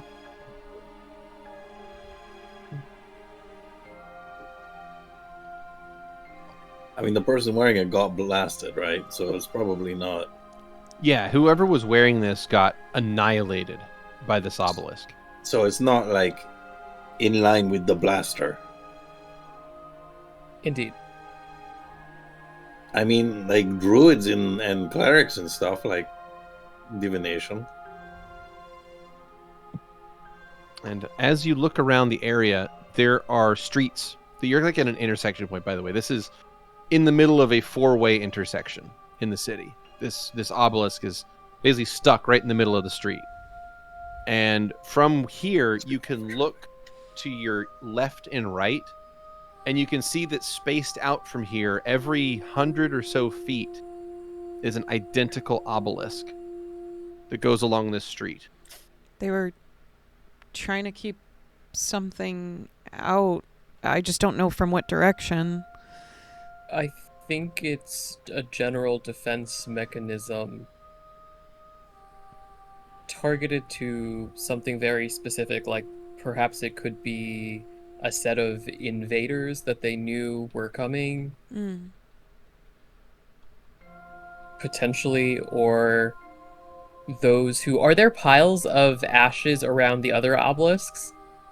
Not that you can see from here, but if you want to walk along this particular street and check out more of these obelisks, you're welcome to. I can go jog ahead if you want me to check out stuff. We'll check out and see if there's more magic these items are here. these obelisks seem to form sort of a perimeter line that goes east to west. So if you went further north, then you might not see any more of them. Yeah, let's explore, but be careful. Okay. Well, Louie's gonna Alrighty. head towards another obelisk then. Okay. Louie, you travel... Do you want to go east or west? Is there a particular... What you feeling? East. Okay. You travel to the east, and you find another obelisk. It stands there, pointed, made of some sort of incredibly dark metal that basically almost seems like it has a light absorption quality to it. It doesn't reflect much light, which makes it look very strange here in the day. The arcs of electricity that travel up it every 15 seconds reflect very well in it. And when the arc reaches the top point, like needle sharp point of this obelisk, it kind of creates a perfect horseshoe shape of electricity before it zaps off into the air and vanishes with kind of a crackling noise. So it kind of thrums and then disperses. So it's kind of a and then every 15 seconds. Okay. Imagine living near one of those. Yeah, right. It's the best defense your money rent can down. buy, but damn does it kill your property values. Yeah. It's a good thing everyone's dead. Yeah. Is there any ash piles or anything like that around this one? Not near this one, no. Nothing over here. Louie will return to the group. Go check the other direction then. You said you went west? I went east. You went east, then I'll go west. Okay. You go west, and you find more of these obelisks that continue on down that street. And it seems like it's following a particular street. So at certain points, the street will veer, left or right as it goes around buildings. And the obelisks always seem to be constructed right along this road. So even though the road is not like making a perfect line through the city, the obelisks are following this and sort of creating a cordon line or a defensive line of some kind for people on the north and south sides of it. So there's Any there's ash that, but piles you on don't this one? you don't see any more. No, the only one you found was that initial one. So you kind of lucked out, but that seems to be the only pile in the area. Though, while you are walking to the west, you do get a better shot. There's like you get to an intersection point where there's a clear view to the north. And what you see is beyond where you're standing to the north is the heart of the city itself, like the downtown part, which is built on kind of a rise on a hill. And it is the broken bones of the once great city. There are collapsed towers looking like jagged teeth that stick up into the gray sky. The blackened shells of many of these buildings are shrouded in a drifting haze that seems to cling to the upper parts of the old wreck. Yet, amid the devastation to the north, there is something strange. Unmistakable signs of life. There are faint plumes of smoke rising from scattered areas, distant lantern lights glimmering between ruined walls, and if you listen closely, you swear you can even hear the echo of movement or footsteps that is coming from somewhere deeper to the north of you inside the city. I'm gonna... What's the range on message? It's like 100 plus 10 per level, I think. Yeah. Then I'm gonna cast... Are these obelisks less than... They're about 100 feet apart from each other. Okay, then I'm So gonna cast if you're message. one obelisk to the west and they're one obelisk to the east, you guys are about 200 feet apart. Well, I thought Louie was in... I thought everyone else was in the center. If there's anyone within range Oh, of yeah. message, I mean, I'll cast it on if them. you guys went out by yourselves, yeah, there's people by the middle and then. Louie would have Xeno. returned right away after he saw there was nothing there to the majority of the party. Cast a message at Xander if he's in range, and say, "Found something. Looks like there's someone else here. They're trying to keep quiet, so we should probably do the same." Understood. We'll let everybody else know. Xander whispers back to him, and then we'll share that with everybody else too. All right. We'll So stay people safe. are here after all. Okay. Perhaps. It could be some sort of illusion or a haunting of some sort. But maybe. It's probably just squatters.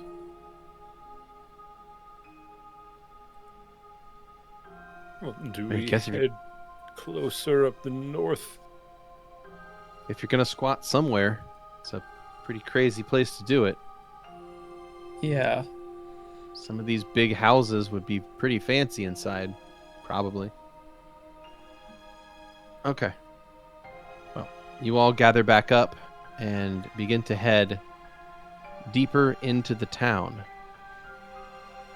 But at this point, Valentino at least is going to be darting from cover to cover, trying to peek around corners. Actually, so there's a lot of... would you say that like most buildings still have some kind of rooftop? Yeah. Some of them do. Then I'd The like roofs to are traverse in by a the lot of rooftops. places they're damaged, but they still exist. Okay, then I'd like to traverse by rooftop. Okay. You climb up and are jumping from roof to roof as the party travels along the street beneath you. Also, I am assuming that we still have our carts. Is that correct? Yeah, if you want to bring them here. I mean, the streets in many places are uneven and damaged from like fault lines, or like the ground is literally like shifted, and there are now ledges that have been formed from that, and gaps, and also in other places chasms or valleys which have opened up. So it can be difficult to navigate, but it is certainly possible to move through here with your carts. Every so often you might have to like go and veer a street over to get through. Mm-hmm. But there's at least you don't find too much trouble in getting through here. Okay. Aside from the odd changing of course every so often, just to pathfind your way through it. I imagine for now we're probably taking our carts. Okay. Makes sense. Well, you travel deeper into the ruins, and eventually, the shattered skyline of the deepest and largest section of the downtown looms ahead of you, and you press into the upper part of the city ahead of you. The ruins close in around you like a cage of blackened stone and twisted steel. There are streets around you that buckle with cracks of the long ago earthquakes, many of them now half swallowed by weeds and rubble. The air feels thinner here, with a lingering taste of ash and rust in your mouths. The signs of habitation ahead of you grow more and more apparent. There are husks of collapsed mansions and shattered civic halls, ramshackle shelters have been pieced together. They appear to be made of scavenged brick, roofs patched over with canvas, and buildings which lean but still stand ever so slightly. And within the shade of many of these half-constructed and ramshackled structures, you can see the flickering of small fires. There are narrow garden plots scratched into patches where the road has simply been plucked of its cobblestones and plants have been sown into the ground. But these are pitiful little stretches of vegetables growing out of them, which you imagine would not even be enough to feed a score of people at best. And beyond that is when you see them. You see people. Gaunt, hollow-cheeked, threadbare clothing. They clutch crude tools and pieces of sharpened scrap metals. Their eyes are wide and watchful at your approach. They seem terrified to see you. Many of the people begin to usher the smaller and weaker members of the community inside some of these sheltered buildings. And one person, their skin thin from malnourishment, steps forward, trembling but still defiant, and they look at you and say in the tongue of the locals here, in Izmirese, Mm-hmm. "You are outsiders. You shouldn't be here." We're in the search for a shadow? The mage's eyes are everywhere, and his followers, they hear things. Mage? This person looks to the sky and tries to see if there's anything nearby. "We should not be talking in the open." Okay. And they'll point to a nearby building that has one of the walls missing, but the roof is still intact. Valentino's returned to us by now, right? Yes. Oh, okay. Oh, I mean, you would be nearby. Yes. As far as you're not necessarily there, but you're nearby. Louie presses one finger to his lips to signal and then does a gesture to follow. And So we'll follow this this person, I guess. This person walks you into a ruined building and tries to usher you out of line of sight of whatever is out there. Okay. We'll should lock not up be our here. carts and stuff then. Yeah, luckily the wall is missing, so it's pretty easy to get your carts inside. Mm-hmm. They look at you, and they look malnourished or just generally unwell. They're take out some rations for him or something. sure. I mean, yeah. Just like You can a do that. beef jerky or something like that, just to hand it to him. Some filet meat. Yeah. Some salted, preserved filet meat. Here. Why shouldn't we be here? Wait, he said we should not be here? Yeah. Oh, shit, I thought there was should be here. We should. Well, we should. I mean, anytime someone tells me I shouldn't be there, that's exactly where I want to be.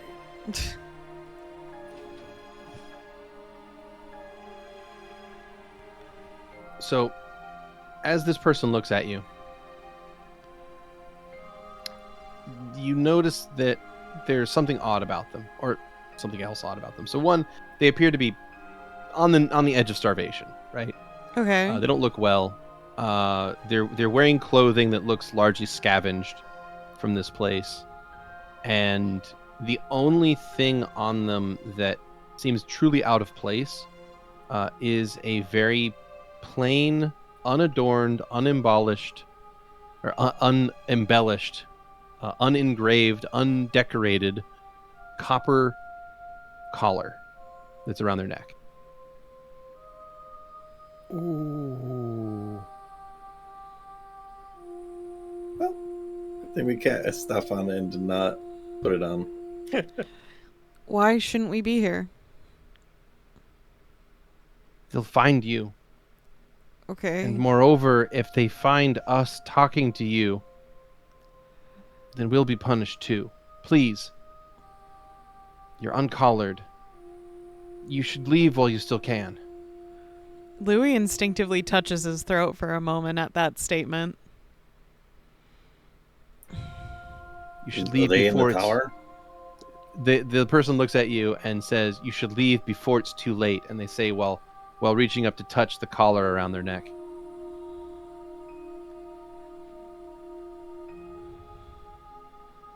And as you peer around outside of this particular wreck that you're standing in, you can see the other people in this small community all have the same collars around their necks. These simple, smooth bands of copper. So those things were keeping people in, not out. I guess.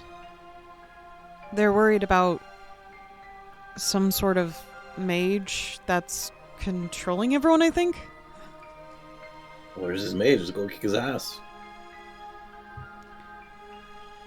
What can you tell us? What's going on here?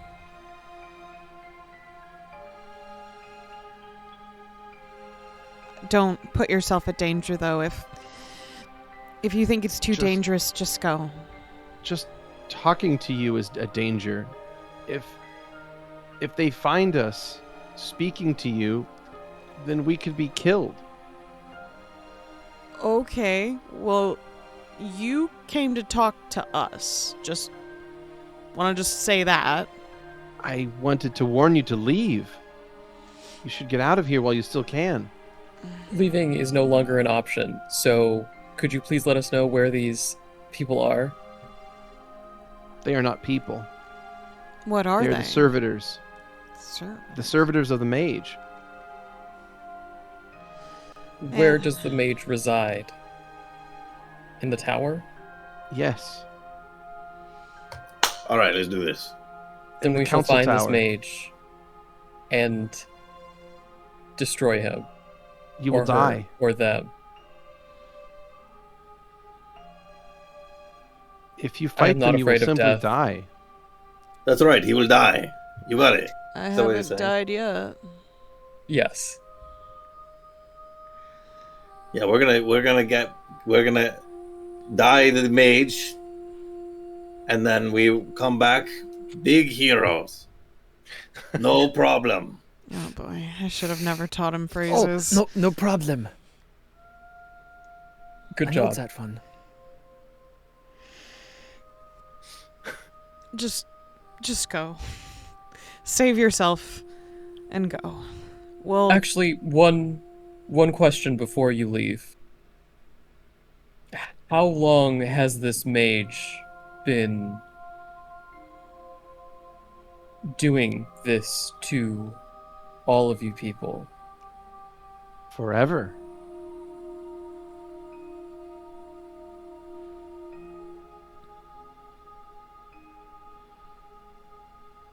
These kind of people, Xander,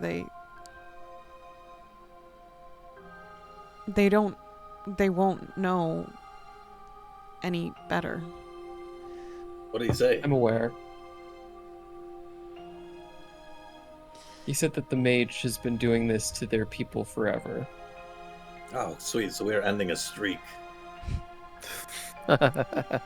Combo breaker. We have to.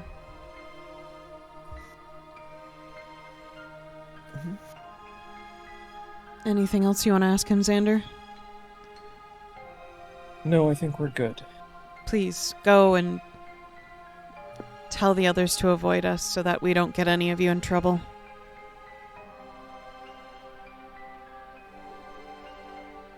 I will tell them this, but I warn you one last time, what you are doing is folly. It will only result in your deaths. If you had any sense, you would leave this place before you were unable to.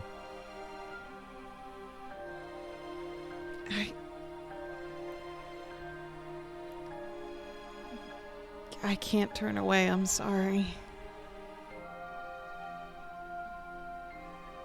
Then I will pray to the gods for your soul. Louie flinches.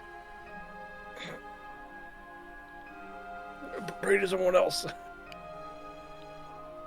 And this person will walk back out and tell things to the rest of the small gathered group of people, and they will hide amongst the other buildings here, opening up the streets and allowing you to pass deeper into the city.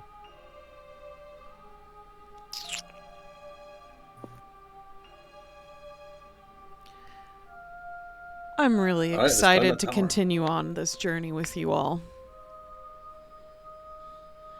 Thanks, me too.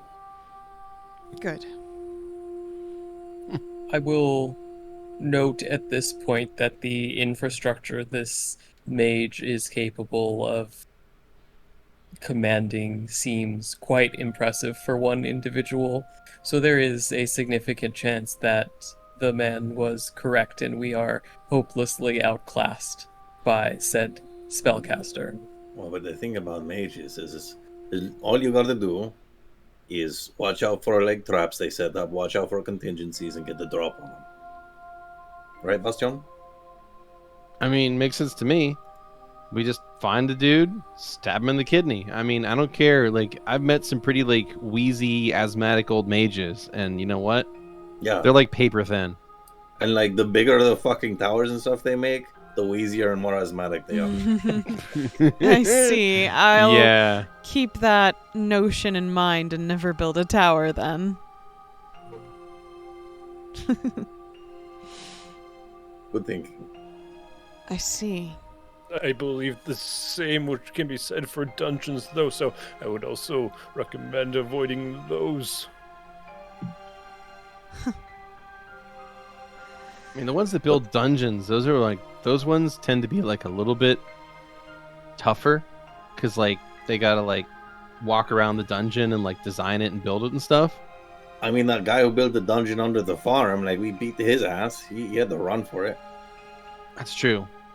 Y'all did beat his ass, but was he a wizard? I thought he was like an alchemist. Who cares? He was The an nerds. alchemist. Zu'lin's nodding his head. Sort of a wizard. Very, very powerful though, this one. I mean, does that mean the Zu'lin's sort of a wizard? Zuzu, are you sort of a wizard? I suppose in some sense I do Okay. have quite a common understanding of arcana. So I guess we got two wizards then. That's cool. Yeah, so we already got this guy outclassed 2-1. Yeah. Alright, I'll be honest took- though, he is pretty strong. He's using similar magics to that of, do you remember that flesh market we went to? Oh yeah. There's something about this place that kind of feels the same. Wait, do you think they're connected? No. It's hard to explain, I'm sorry. It's just, it is a powerful being here, in the very least. That I can be assured for. So as much as I am a prideful person, we should be careful nonetheless. I'll always be careful. Yes. But we also should consider that perhaps we found someone who is utilizing all of the stuff left behind here rather than the actual mage who made it. If someone was powerful enough to lock down a whole city on their own, surely it wouldn't be in such shitty condition. Well, you don't know how nice it is in the tower yet. It's true. And that's a good point as well. We can, we know the guys up there. Why don't we just knock it down? You can probably already tell we're here nonetheless. So, I don't know. Would such a building be able to be knocked down if even an earthquake wasn't able to do that? Well, we don't know that the earthquake was... It could potentially have been created by the individual in the tower, or somehow unable to hit the tower itself. So we don't have enough information about the cause or the scope of the earthquake, or whether it was even one earthquake or potentially several that went off at the same time. So it's hard to make that assessment, though I think Valentino is onto something when he talks about the quality of the ruins here. It seems strange to me that a mage who is so powerful that he can control all the people here and use all of this magical technology is resting in a tower that is still somewhat damaged in the ruins of a city, and it isn't some massive place with much to look at. It seems like a very poor choice of a layer if I was a powerful mage. I see. I'm a bit out of my scope with understanding some of this, but if we stick together and we stay wise about it, we can help these people. I want to help these people.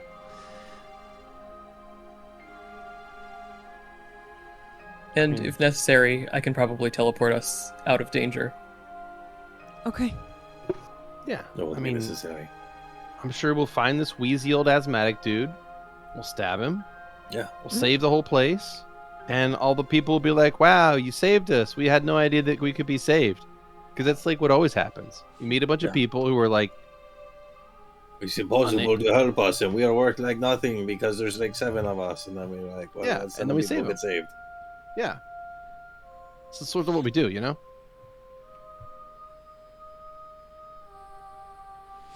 I mean, a bear was fucking easy. Yeah, we crushed that thing. The dragon was less easy. Yeah. Maybe a few. No, a few more rounds. If that motherfucker hadn't run. Yeah, like, it was tough, but we beat it. It still had to run away.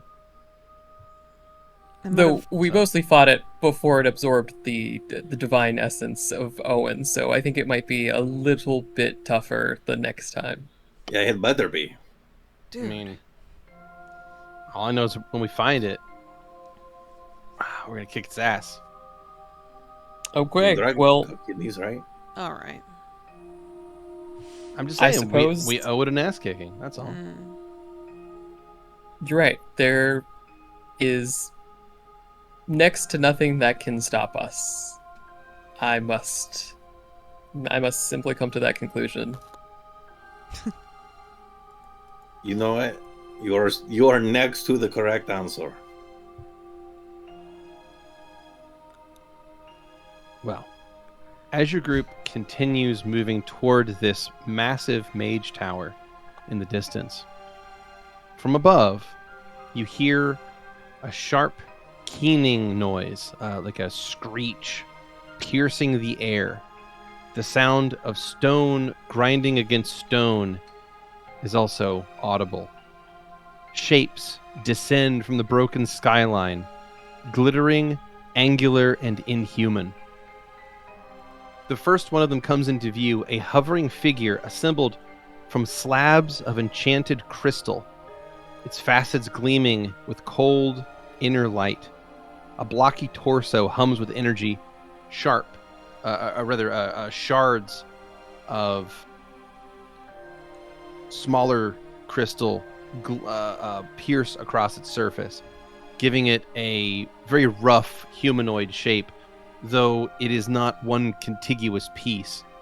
A central blocky torso hums and crackles with power, and its arms are connected to it by what seem to be these fields of electricity, holding these upper arm pieces in place, which themselves have a field of electricity holding a lower arm piece in place. And then atop it all is a head, which is attached to the top of the torso and also held by some sort of band of energy or electricity. So this whole thing is a torso and 2 arms and a head, all disconnected and hovering, but held together through what look like massive amounts of magical energy. These crystalline things descend on you from above, and the thing you notice about them is that each of their arms is specialized. Their right arm ends in what looks like a halberd made of solid crystal. There are runes carved along the edge which spark with restrained lightning, and its left arm blossoms into what looks almost like a strange spiked hook, which some of you, potentially those of you who have been in the darker parts of the world, would recognize as an object known as a man catcher. Mhm. Its tips crackle with violet energy. As this thing descends at you, you hear its voice crackle out.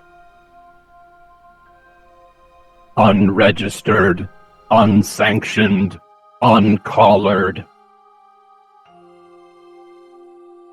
As these 3 things descend from the sky, and I'd like all of you to roll initiative.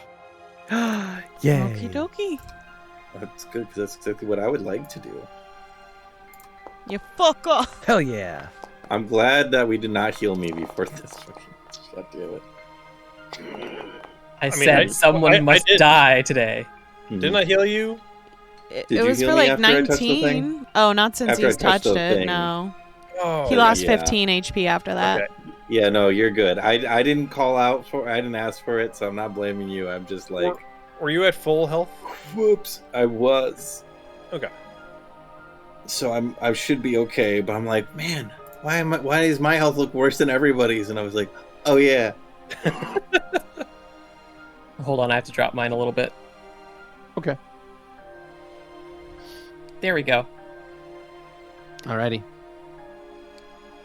Well, Xander was All right. being Xander. so descending from the sky are these 3 crystalline servitors.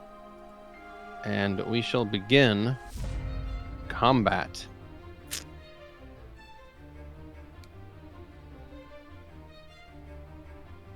All right. The first one of them is going to they're coming in from above at a pretty high angle. And the first one of them is just going to dive bomb straight toward the wizard. Louie, All right. this first crystalline servitor dives in toward you, and it again has 2 things. It has a massive halberd on its right arm and a man catcher on its left arm. It's going to come in and make an attack, like diving down at you, and it's going to try to hit you with the man catcher, trying to catch you around the neck. Mm-hmm. So it activates its collar slam ability, and it is going to hit you for 14 points of bludgeoning damage, and also grapple you, as it gets a grab attack on there, and it succeeds on the combat maneuver. So Louie, you are grabbed around the neck by this thing's strange collar device. Well, It snaps around your neck, and you can feel the energy humming in this device that's now around your neck. and he's grappled me by my neck, right? Correct. Well, you know what that means. Do I tell. am unable to do anything. I am considered helpless, pretty much. You all look over, and Louie suddenly just goes slack. Like this thing has just paralyzed Louie completely. He just goes limp. That is the first crystalline servitors up. That is going to take us on to Valentino. Valentino, you are hanging off the side of the cart when this all went down, and you see Louie just get smacked. What do? I'm going to turn over to Bastion and be like, Bastion, get him free. I can get Louie free. You can get, all right. I go to do damage. And I'm going to do damage by tossing out a fireball before these things close in too much for me to be able to do that. You got it. So the two that are still up in the air are high enough away that you can hit them without hitting the party. So sweet. Cody. I also can just, they're just not. Oh, Hey, alrighty. decent roll. Okay, first thing I need you to do is please roll a caster level check. No, that's incorrect. No, thank you. No, I know. I don't. Roll. I'm going to use a hero point. Okay. Ah. Let's do it again. Come on, baby. Oh, wow. You. Oh, no. All right. Your fireball goes off. There is a loud crack and an explosion in the air as the flames pierce the area around you, and you feel the wave of heat on your skin momentarily as the ball of fire goes white hot for just a moment before receding back and vanishing, and it leaves the two crystalline servitors untouched. I don't like this being used against me. It's not. No, it's supposed to be my thing, and then it never shows up again. Not so fun anymore, is it? No, I didn't use it till like level 18. You have a move action still. I will use that move action to get into some AOO range so that if this thing flies away with Louie, I can whap him. Okay, speaking of AOOs, its right arm, which is this like halberd-like polearm thing on its right arm, is a reach weapon. Okay. So moving up is going to provoke. So if as I you do move this up, route, would it do so? If I because it has a 10-foot reach. So Okay. regardless of the direction you move in toward it, it's going to have a shot at you. So you could try to acrobatics if you want. Yes, I would love to do that. Yeah, I go forgot for I it. have that chance. All right. Yeah. So go ahead and give me an acrobatics check. You could probably. All right, there's you're a good. decent roll. Good. So you roll into place and avoid the attack of opportunity, and you end your turn right here beside Louie and the crystalline servitor. That takes us on to Bastion. Bastion will follow suit and also acrobatics, since he can't quite 5 foot off the top of the cart and get down there, as much as he'd like to. He gets a nat 20 in his acrobatics. Good for you, Bastion. Oh, yes. So he's going to acrobatics down to get into a flanking position with Val. And as he does so, he makes a duck roll, rolls across the back of the horse, and leaps over to get into a flank. And as he does, he is going to make a flanking attack against the crystalline servitor with in this case, just his rapier. So that is going to be a sneak attack and flank. Okay, he does manage to strike, and he hits for 15 damage. Not too bad. The creature is barely injured after that, though. Oof. All right, next crystalline servitor is coming down. This one is going to swoop down onto Stavik. It is going to rush down and do pretty much the same thing that the other one just did to Louie, which is going to use this man catcher device and slam down and try to connect onto Stavik, specifically right around your neck. That is going to be a 35 to hit, and and a 29 on the combat maneuver. So that is going to succeed. You are struck for 11 points of bludgeoning damage and immediately grappled as this thing locks around your neck, and you can already feel whatever this device is begin to thrum and hum with some sort of energy or power within it. That is its turn, and that takes us on to the final one, which, you guessed it, is going to do the exact same thing, dive bombing onto Bastion. That is a 24 to hit. Double checking Bastion's stuff. Tits. No, don't. No, you're not supposed to hit. Stop rolling like this. Yeah, I guess I was going to say, like, Bastion's AC is really bad, but yeah, I guess that's pretty standard for him. Okay. So that's going to hit him, and 34 combat maneuver is going to successfully grapple. So Bastion is struck from behind as he is also caught around his neck by another one of these things and struck for 12 points of damage. That is the servitor's turn, and that takes us on to you, Stavik. Stavik, you are up. You have a man-catcher device around your neck, and this creature is looking at you with a strange, alien, empty face, as it's sort of more like an aerodynamic crystal is looking at you, and the facets kind of glint and flick in different colors. Okay. It doesn't have a face exactly, but it seems to still be looking at you. It's very, very odd. What do you do?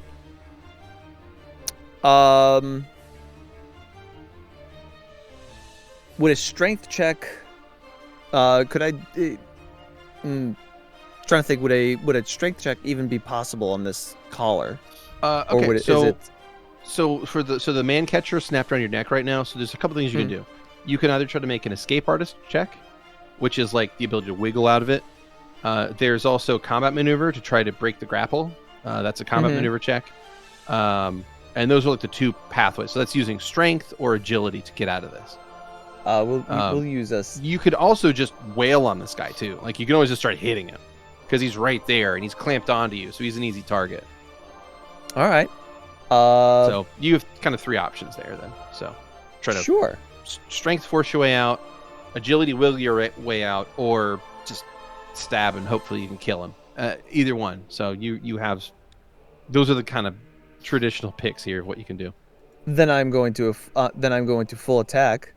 Okay. And power attack that shit. Sounds good. Power attack, full attack. Go for it. 17 and a 20.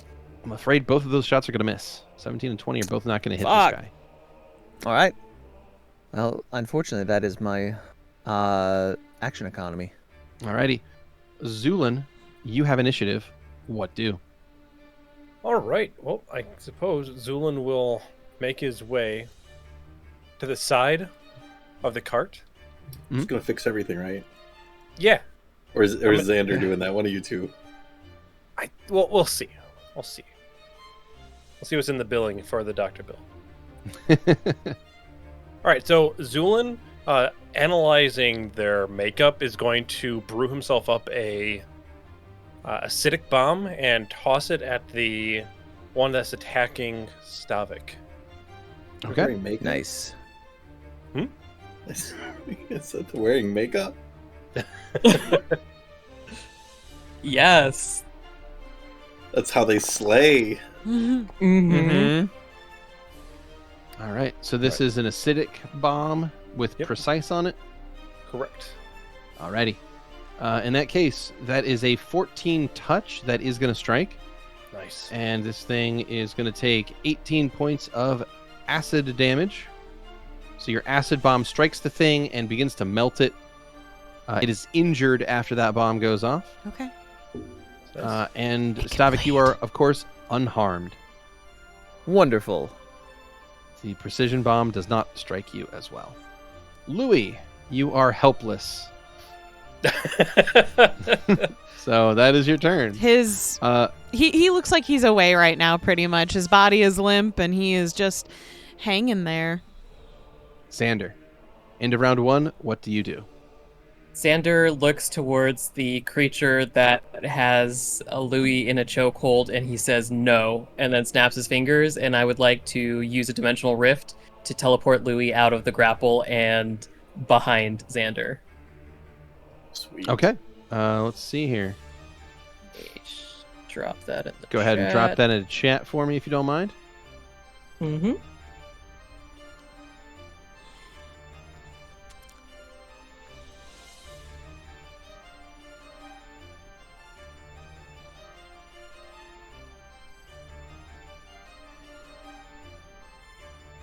Fantastic. Okay. Well, what is going to happen is, Louie, you are going to be pulled through a dimensional rift. Mm-hmm. Go ahead and ping me the destination point there again. Right behind Xander, I think it was. Behind Xander. You got... Oh, wrong person. Sorry. Here we go. Louie, you are pulled out through a dimensional rift, and you appear behind Xander on the ground. You immediately flopped to the ground without this thing holding you up by your neck. Mm-hmm. So you are no longer grappled, but you are going to be prone after that. Okay. So you flop to the ground, and that is a standard action from Xander, I believe.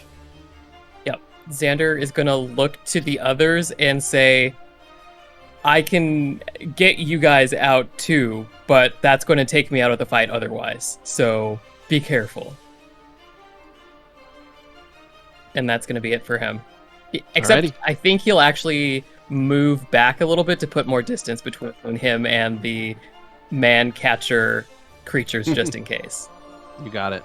Good call. All right. That will take us on to the beginning of round 2. The next crystalline servitor here is going to shift to get away from Bastion and then make a slam attack at Valentino. Val, that is going to be a 30 to hit and a 21 combat maneuver. But I believe 21 combat maneuver is just barely enough to succeed. Yeah.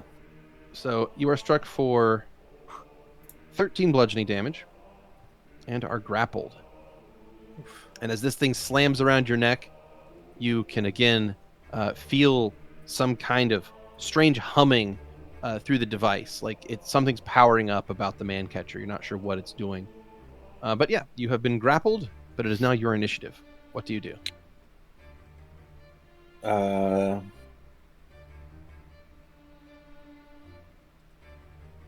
have no idea. Notably, you have really good escape artist, right?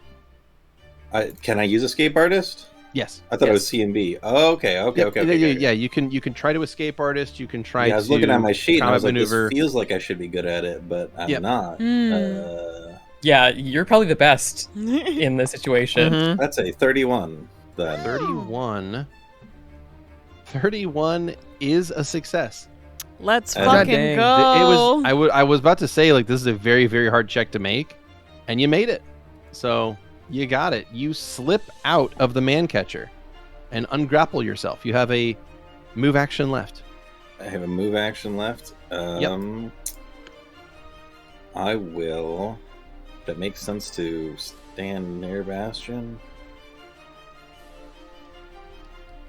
I can't really think of anywhere to move that would make any sense. I'll just 5-foot step to the north so that Okay. I'm 5 closer foot step to to the north. allies. And that will take us on to Bastion. Bastion is going to do his best to attack the servitor that he's stuck to. So he's going to 2-weapon attack with his rapier and his dagger, getting a critical threat followed by a hit. So the crit doesn't confirm, but he does strike for 7 damage on the first shot and 5 damage on the second shot. So some damage, some hits, but without precision. He's not the highest damage dealer in the world. That's his turn, and that takes us on to the servitor beside Stavik.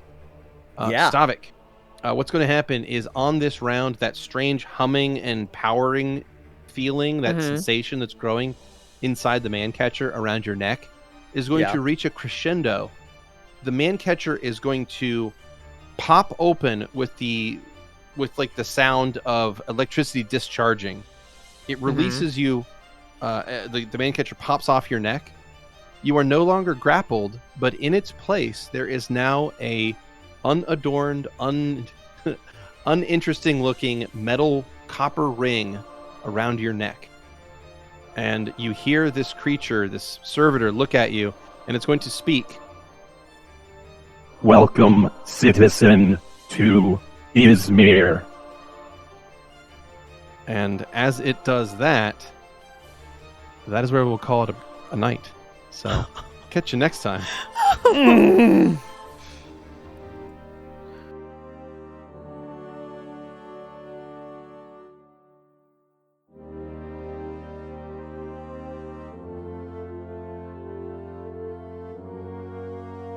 Thanks for listening.